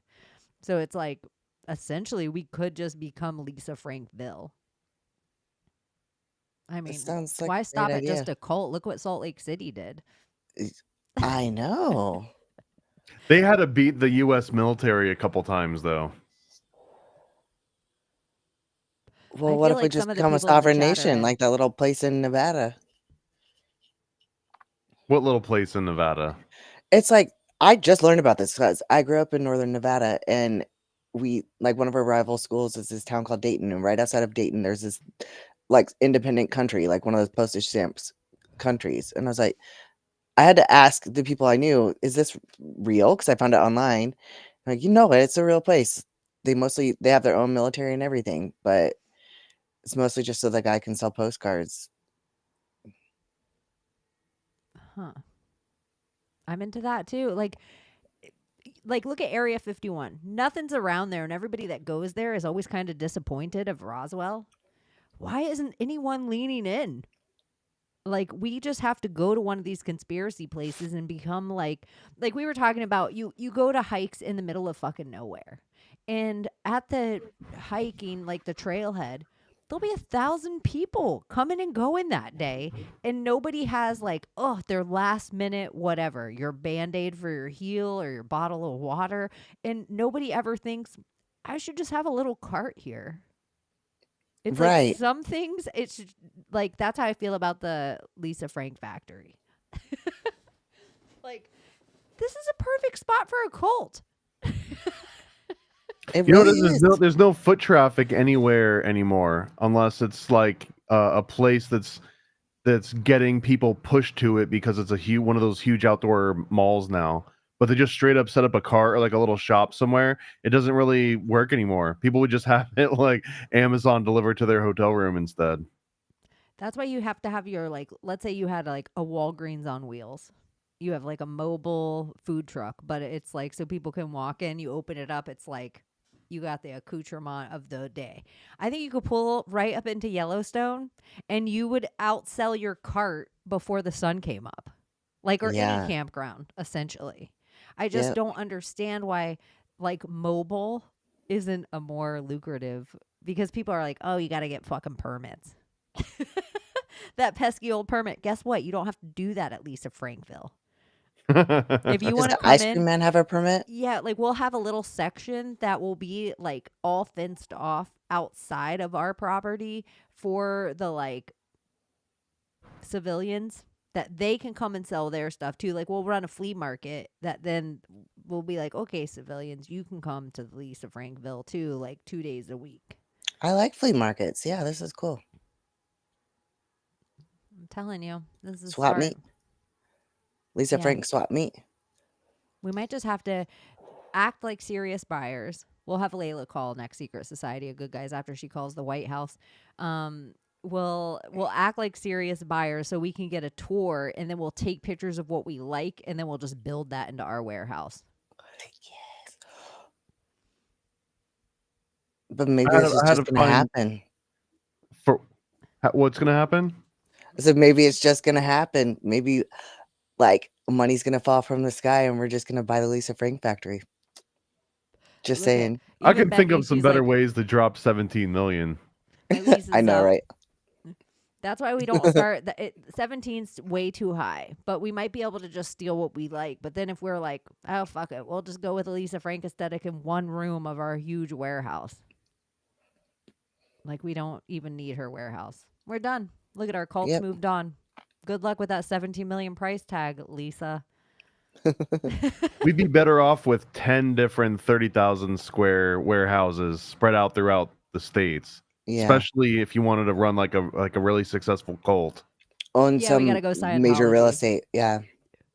Yeah, all successful cults are real estate shams, like McDonald's or the Queen of England. It's like Scientology. I do think we should think of old cruise boats and warehouses. Thomas is right. Yeah. I'm crossing Lisa's Diversify. strategy. Spread out. Well, it's just like the Mormons too. You want to have a few different places set up, so when you get too big for one state or one area, then you can just move all your members to another spot where that's already in operation and there's less assimilation needed. Like you know what the rules and the culture are going to be in this completely different spot. And it would kind of be crazy if you're like, it would give you a big, huge political pool, because if you had, like, let's say we build this thing, you guys, and really, if you're watching right now, you're in at the ground floor. If we build this thing out, then politically, we could just be like, guess we're all moving to Idaho for the next year. It's going to be a hard win for you, Mayor. Because our cult's immediately bigger than half of the town. So we swing the vote. But like we wait, I think this already might happen. You feel weird? You have an itch? No, it feels like I did the, and then I was like, oh, it feels weird. I got boob Is it there. a little numb? It's Still or not, no. numb? I thought I was going to be numb, and I was worried I was going to lose sensation in my nipples because it's like 28% of women do. Nope. I'm good. It just feels weird to have a big old bulge there. It's like, Let's talk about your boob job for a minute. Yeah, what's the maintenance plan like? I can't really do anything for like 4 to 8 weeks. So, But do you go in like every 6 months and they like adjust fluids and?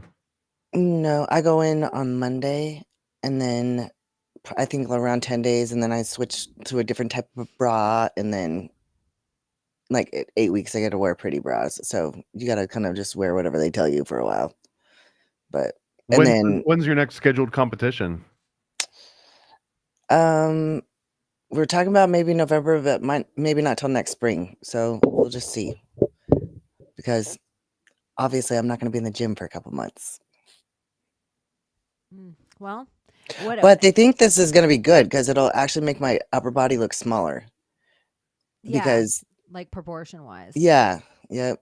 It won't give you that such a hard V of it just being in your shoulders. Yeah, I can see for competition it adding shape to everything else, which will also make your waist smaller and your butt that much bigger. Like it proportion wise, I can see. In surgery, did you have anything weird that happened? Like we just talked about passing ourselves out and all that stuff, but I was hoping so. I wanted it to be funny. I was wanting like to say weird shit and stuff, but no, the only thing that happened was they asked me like, where's your favorite place to visit? As they put the little mask on or making me breathe and putting stuff in my IV. And I just thought it was the most stupid question because I was like, I don't know. And they're like, you don't know? I was like, I start laughing. They thought I was laughing because of drugs, but I'm just laughing because I'm like, no, that's like a dumb question. Like, they're like, what about the beach? And I said, well, yeah, I like going to the beach, but I used to live at the beach. It's not that, big of a deal to me. So anyway, and then I was out. So that was it. So like she kept talking about the Medicis. We have no idea why. I was so worried I'd be like confessing a whole bunch of shit I shouldn't be saying, That's my fear. Like, what the fuck did I tell them? Honestly, that might also be a government operation. Imagine if the government was bugging dentist's office all across the country and getting blackmail on people that way. That seems like one of the easiest wins. Right? Because I'm like, it almost feels like what truth serum me or something like that, where you just yeah. All of a sudden, the government's just like, look, dental plans covered. Anyone that needs a crown, it's already covered. And then you don't realize you're signing this fine print that's like you're going to be recorded, and they just dose you on truth serums. That's kind of one of my fears. The last time I'm so glad, but the last time I remember something fucking crazy was the last time I had the scopolamine patch put behind my ear. But the first time, apparently, because of how much my little conspiracy brain knew about the drug scopolamine, the true serum of it just made me true serum the drug as they told me about it. Like how quickly it worked. We're going to put this behind your ear. What is it? And as it's sitting there, oh, it's scopolamine. Oh, how quickly. It's just like, let me tell you everything about the drug scopolamine. Like I was the doctor telling the nurse. Like she didn't know that much about scopolamine. I was Summer. Like, you know, down in Brazil, the whores will blow scopolamine at people and just take them to their ATMs. Like Jules said, I went on and on. Like Jules said, she was like kind of so sad. Like she's scared. I'm about to go into a heavy surgery, blah, blah, blah. And then she's like, this bitch Chaney's just giving a starts lecture. going on and on about scopolamine. And then the second time I got it, I was like, oh, they were like, do you remember all of us? We remember you. And I remember looking up at the light, like the surgical light. And I was like, I don't remember any of you guys. Apparently, I was chatty with them in there too. Who knows? I was telling them, what did I tell them? And I was just like, the last time, all I remembered was them putting the scopolamine behind my ear. And they were like, oh, you don't have the scopolamine behind your ear? And I was like, They're like, do you want scopolamine behind your ear? And I was like, I kind of liked it. And then it was there for a minute. They asked me one question and don't remember any. And I'm sure I had shit going into my IVs as well. Yeah. But the scopolamine I think it must be an antidepressant too. Because it stays in your system for 2 days. Like it just makes you a little lighter as you come down off the getting put under. Because sometimes the getting put under is depressive. Like it does something as it comes out of my body where it's like I seem to puke and cry as that anesthesia leaves me. That's what I got some drug that I took like 3 hours before my surgery for nausea. So I'm glad I got that. Am I quiet? No, Riggs you sound wants to good. know. I hear you. Normal. I think you just leaned back at one point, but you're fine. Okay. Sorry about that. If you're one of the 280 something people that are watching us on Rumble, on Project Chaney YouTube, or the Secret Society of Good Guys X or YouTube channel, thank you. And if you feel like hitting any of the buttons, YouTube loves it. And so does Rumble. And we love you for that. And we love you for it. And thank you for anyone who sent us any currency this evening. We appreciate you. And we will work at getting Layla a new microphone. Amen. But something about it, I kind of like her microphone. There's something about the whole business of her touching. I know that it wouldn't be right without the tap. Yeah. Like, or sometimes it's on. Or I've got a question. Yeah. Hey, you guys. And there's something even like in the talking stick of it all that ping. Imagine if the light that turns on and the touch, it's like doing something in the Pavlov's dog that I'm like, Layla talk. Yeah. It's like a good thing. Who's going to sleep? Now that I'm starting to pay attention. I don't know. Now that I'm looking over at the chat. Anyways, what else do you guys have going on this week? I have no idea. How long do you get to lay up, not go to work? For however long I feel like.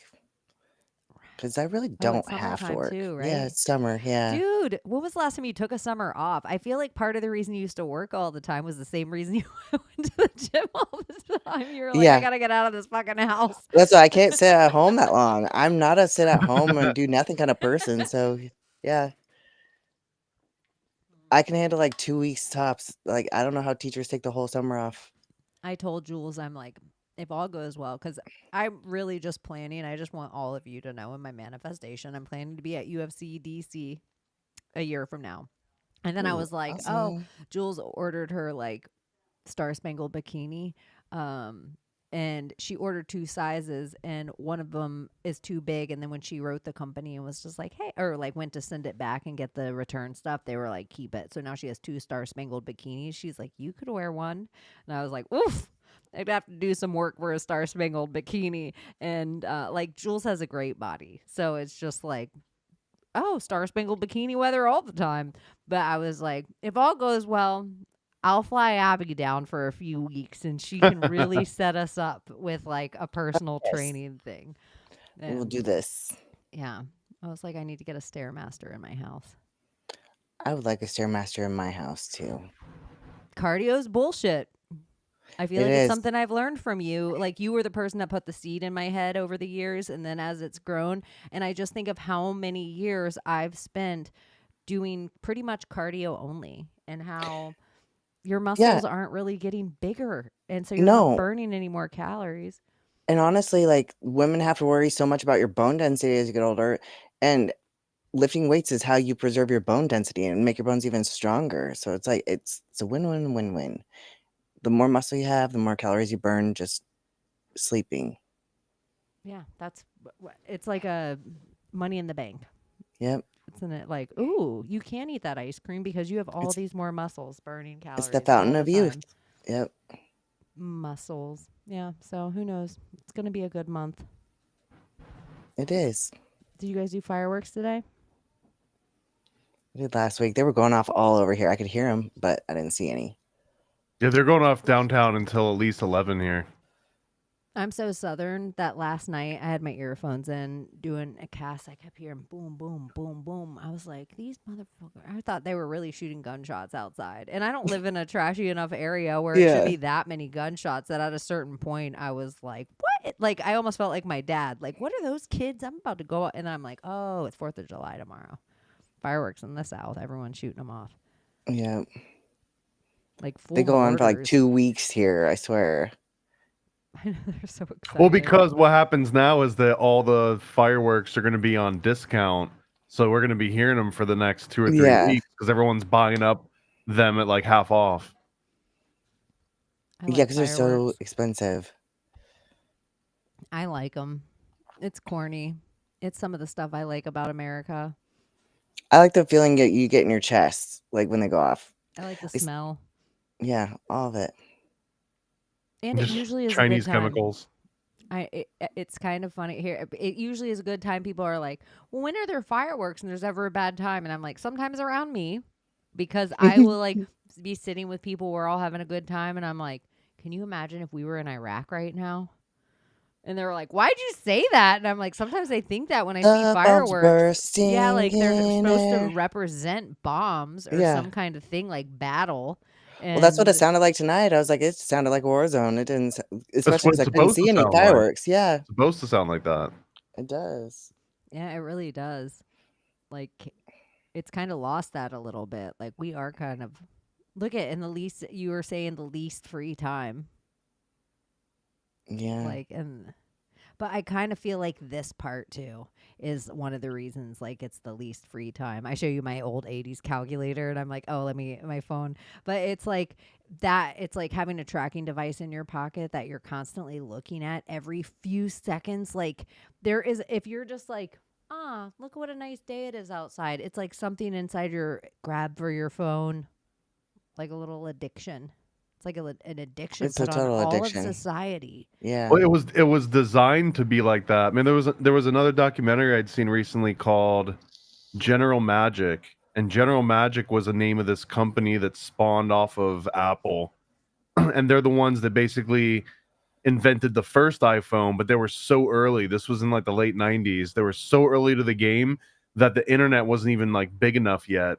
But they were describing when they were first had these prototypes, they were saying that whatever this device was going to be is, again, before the iPhone even came out, before the iPod even came out, but they were like, it needs to be a status symbol that feels like you having it feels the same as if you've got some really nice jewelry on.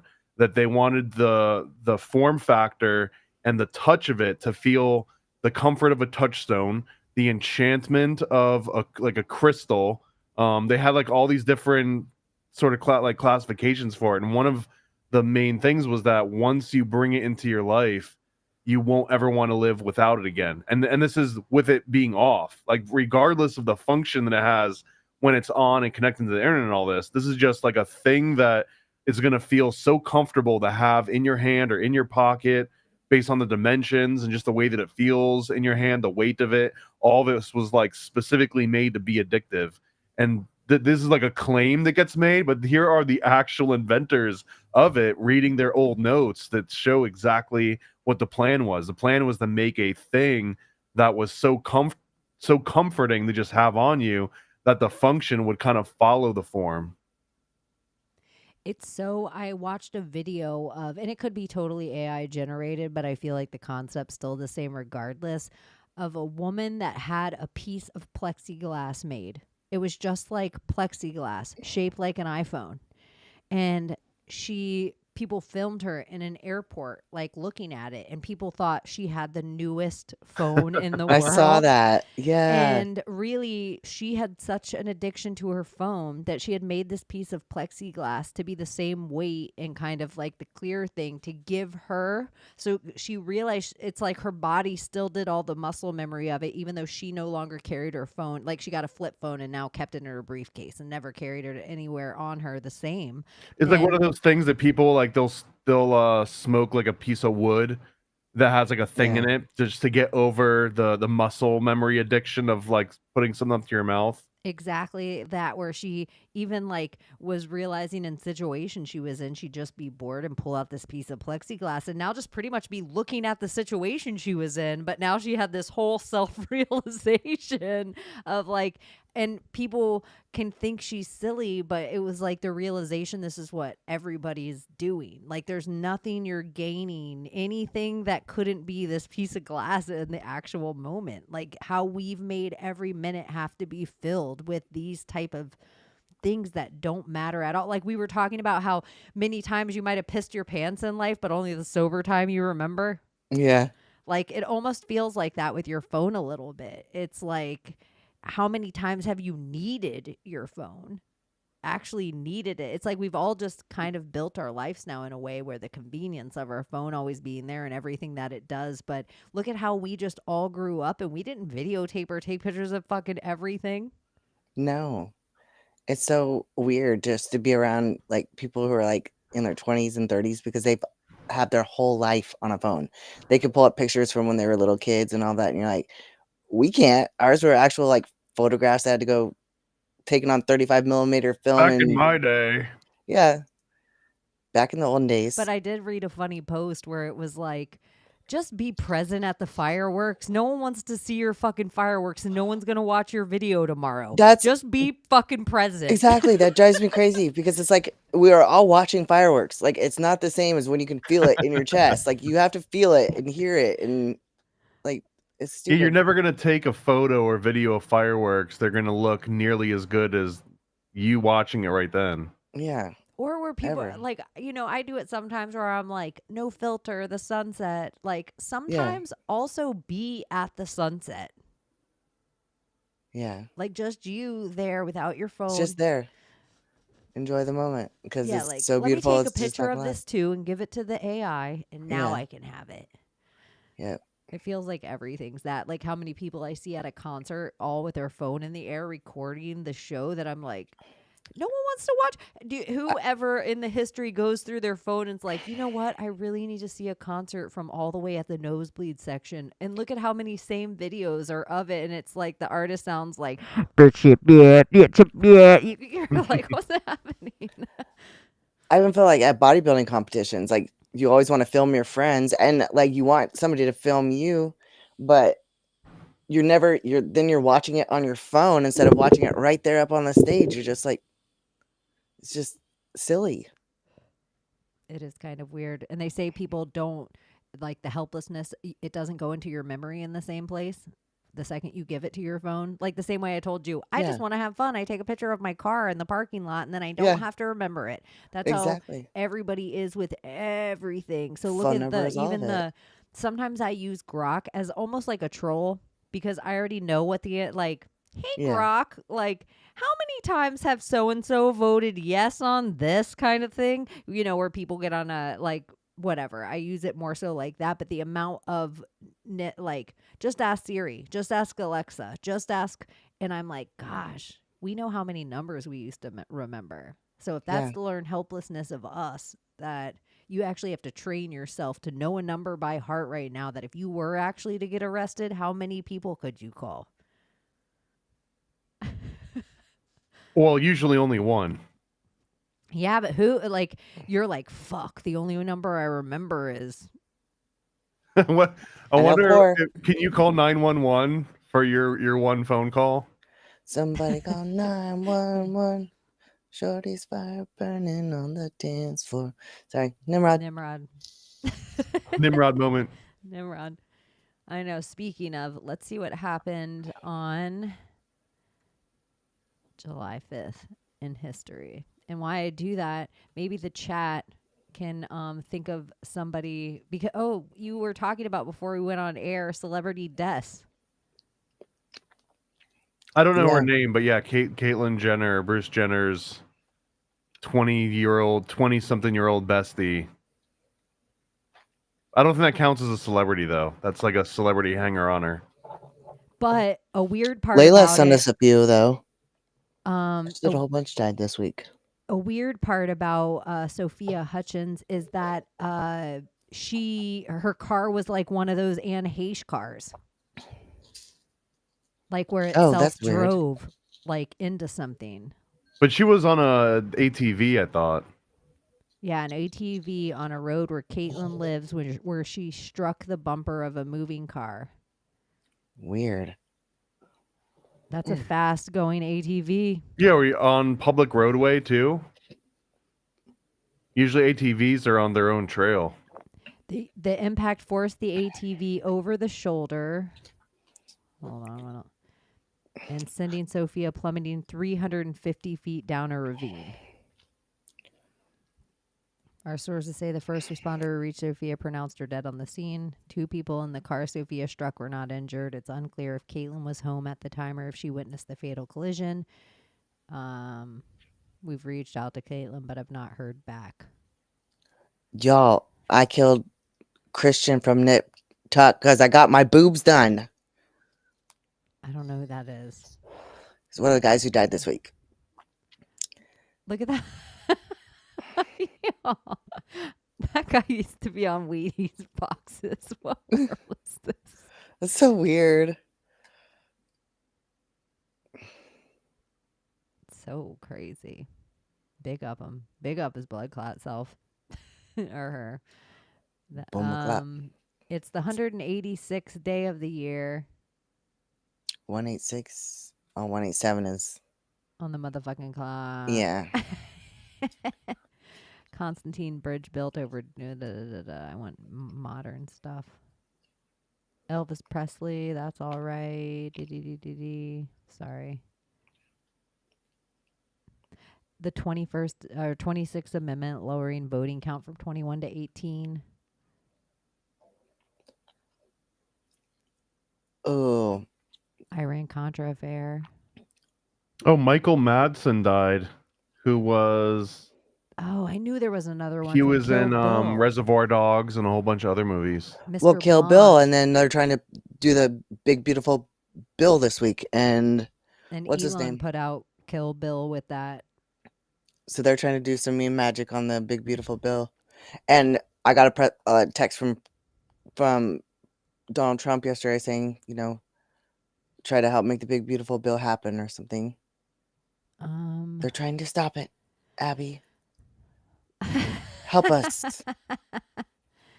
Michael Madsen. So just send me a little bit of money. It'll make all the difference. You could be the one. Mr. Blonde. I was typing in Mr. Blonde instead of Michael Madsen. Like it wasn't coming up and my brain starting to short circuit. He was found unresponsive in his home in Malibu, California on Thursday morning and pronounced dead. Los Angeles Sheriff's Department watch commander. He is believed to have died of natural causes. Wacky back. Vaxxed. Yeah. They do not suspect foul play. That's code for now. Yeah. Oh, newest commercial all over Hulu is like 45-year-olds and 48-year-olds can get the... Will you be in our ad for HPV vaccine? Like, that's a new one. Again, it's all over it right now. So that was one they were only giving like 12-year-olds, 10 and 12-year-olds, and then now all of a sudden they're pushing it on people in their 40s. I want to actually watch Bernie Sanders on Joe Rogan. Like, that's something I will put in my podcast zeitgeist in the back room somewhere. Did anyone watch the Nathan's hot dog eating contest? I No. usually like to, but no. Did anyone eat a Nathan's hot dog today? I have this week. I love Nathan's. They're so good. I ate one today. They're the best. It was pretty bomb. I Right? grilled it. I'm okay never eating a hot dog again, I think. Really? I think so, yeah. Do you like I won't eat professional? most, but Nathan's I'll eat. Do you like professional sports games? Like, do you go to like a basketball game? Sports or a- ball? Not really. No. Sports Sometimes ball. at certain arenas, like stadiums, I'll get like they have super long hot dogs, or they have a specific flavor. They're cooked specific ways. But I'm trash that way. I like corn dogs too, though. Corn dogs are so good. It is Like trash. bear food. Oh my gosh. It's just literally assholes and lips. Yeah, I'm such trash that way. I'll even tell you one worse. I think like if I could have any hot dog, I would actually get the trashiest hot dog, which is the fake cheese in the middle. Oh yeah, I like the Like Oscar Mayer ones with the cheese in it. like Yeah. full poison stuff. No I didn't get that judgment. today. Because I think that hot dog, the trashiest of hot dogs, is the closest that we will ever get to using all the parts of the buffalo that we like. These tend to Yeah. venerate the Native Americans for. Like this is our version of that: is eating beef and chicken asshole. And then the Hispanic version is chorizo because it Yeah, is like literally says like lymph nodes and all that crap. Like, oh my gosh. First time I read the ingredients, I yeah, love some chorizo. deep fried I lymph love Made me sick. nodes. chorizo. Yeah. I used to have a homegirl at, well, I don't know if she ever knew it was her nickname, but we used to call her Chorizo. Oh, shit. That's so funny. Blast from the past. That was lifetimes ago. Yeah, I did hear that Spaceballs was coming out, a new Spaceballs. I also heard that this is so corny, Church of Hollywood shit. And so geeky. The entire original cast of The Devil Loves Prada has signed on to do another one. Ooh, that's interesting. That's one of those weird movies that whenever it comes on, I'm like, I'll totally watch The Devil Loves Prada. Yeah, it was good. Well, you guys have anything fun going on this week? I just dropped a new playset today, the America Fuck Yeah playset, and I will have the Illuminati Dolphin playset. I think there's like 8 left. I'll have those up on the site probably next week, this coming week. And then finally, maybe a week after that, I'll have the rest of the Illuminati comic VHS boxes. Everyone's been asking about them. So in the next 2 weeks, I think I'll have 30 or so left. So it'll be first come, sort of situation. I like Awesome. how just the weird is we just talk about whatever the fuck we want here. That just corn dogs in the air fryer. Like, cause now he's like, I love corn dogs, and then I'm like, I'm not a corn dog fan, or I used to not be, but corn dogs in the air fryer kind of sound good. That does sound good. You can't put a corn dog in an air Mustard? fryer unless it's been in a regular fryer first, though. Like a corn dog in an air fryer is reheating a corn dog, isn't it? Well, so I've is never made a microwave. corn dog from scratch. Have you guys? Oh God, no. But like but they're good at the fair when you see them dip them and do it. Yeah, like you dip that. it in batter and you deep fry it, but you Yeah, can't now dip I'm something in thinking- batter and put it in an air fryer. Yeah, now I'm just thinking in general, like, why am I not making my own corn dogs? I know, it sounds good. Yeah, like It can't be what? hard. It's like what, cornmeal and Dude, flour. I and haven't had a corn dog for 20 years, but I like love corn cornbread dogs. now. I used to not. I love cornbread too. Cornbread's good as shit. Cornbread's one of those weird things Oh you my have in your gosh. house that you end up pinching corners off until you eat a Yeah. pan of it. I hated it growing up too, but I don't know. Something happened at some point and it became like bussin'. I didn't So want good. no corn in my bread when I was a kid. It seemed was weird. gritty. But then Yeah. somewhere in life, all of a sudden, you're like, cornbread's sweet as shit. Yeah. And the honey butter on it. Oof. Cinnamon, So good. Yep. cornbread. We're going to go through a cornbread phase tomorrow. I had hard-boiled Cornbread. eggs today. I Okay. had bomb-ass potato salad. That sounds Real good. Americana. Yeah. Yeah, I'm telling you. I'm gonna LARP. I'm gonna lean in. I'm gonna be like Clark Griswold at Christmas time with lights on my roof. Maybe I need to too, because I got to go back on my diet at some point, but I'm not on it right now. I'm not. Some hot dogs and some cornbread. That doesn't go together very well, but why not? I like that. And some potato salad.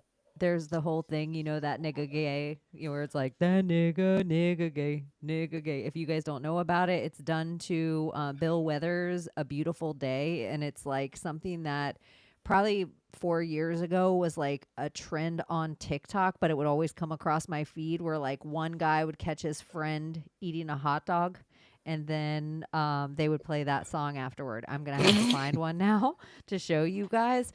But then somewhere in between that time and it's like the glizzy. Like hot dogs are always called glizzies now. Yeah. Which makes me laugh. Let's see. I saw this video of like what men can't swing after a certain age, and it was a black guy, and he's like, "Let's test this out." So he sets his phone down, he hops up on the swing. It looks gay as hell, so he hops off. He's like, "Oh no!" And then he adjusts his camera. He's like, "Try it again." Jumps back up. I was like, "Oh fuck this!" Like, I laughed so hard because it was. I was like, "Men can't swing. It looks so gay." I mean, he tried just keeping his legs straight. Oh. That is so great. funny. But swings like, wee! Because you kind of like bend, you bend your legs back and everything. It just looks so funny. So annoying to get into TikTok. Yeah, I would say hot dog, real raw. You can never get caught glizzy gobbling when it's like one of those foods.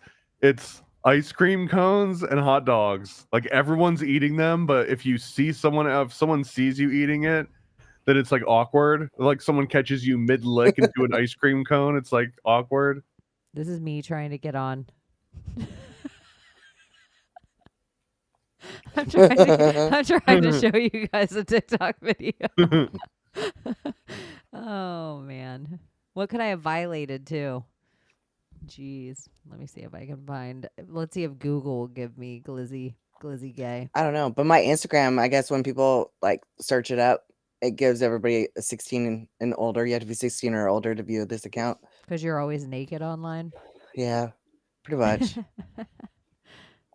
But I didn't know it was there. Let's see. Here's an example. Oh, shit.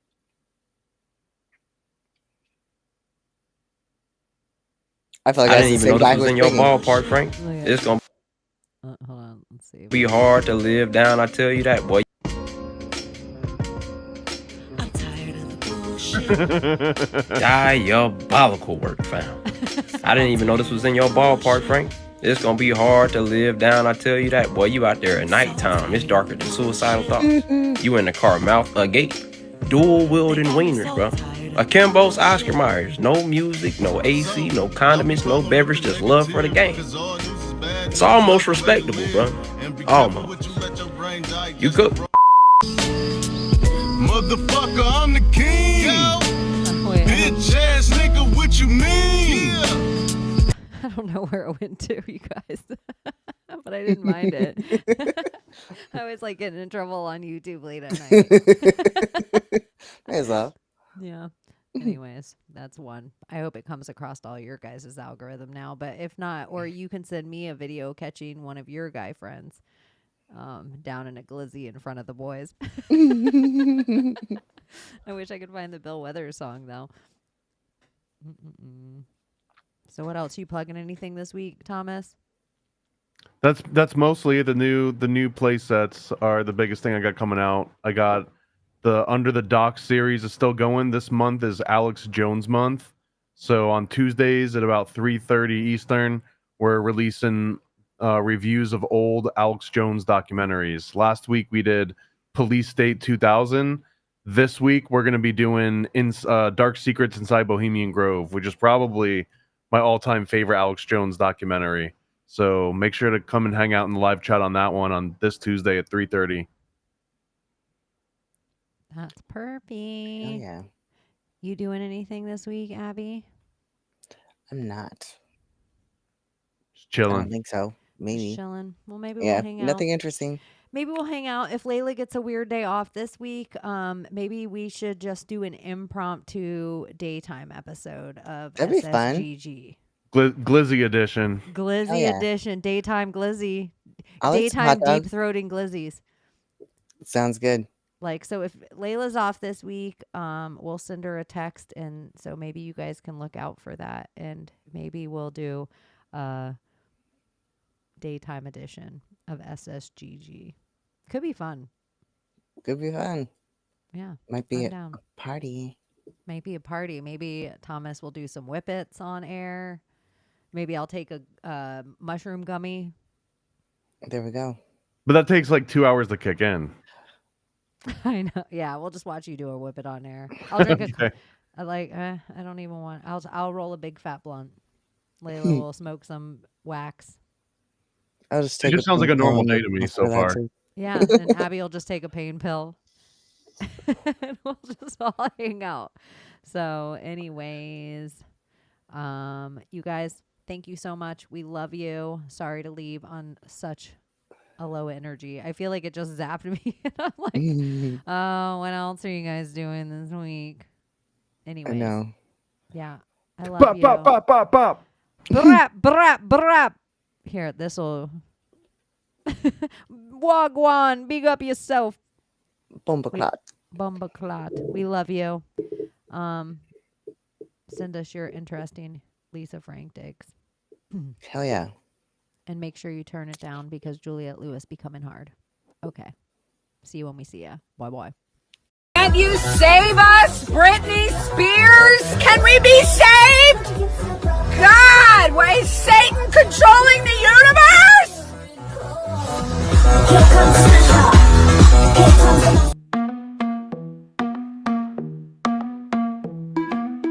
The world we used to think we knew is constantly exposing woo.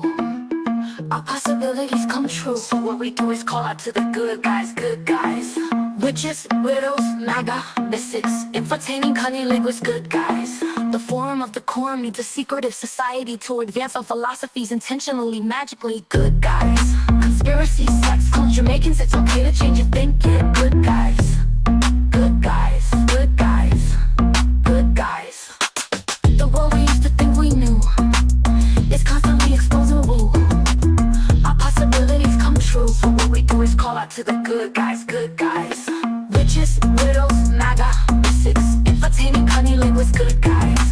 The forum of the quorum needs a secretive society to advance our philosophies intentionally, magically good guys. Conspiracies, sex, clones, Jamaicans, it's okay to change your thinking. Good guys, good guys, good guys, good guys.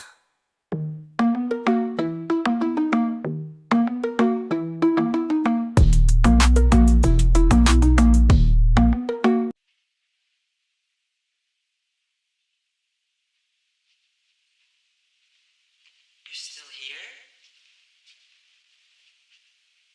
It's over. Go home.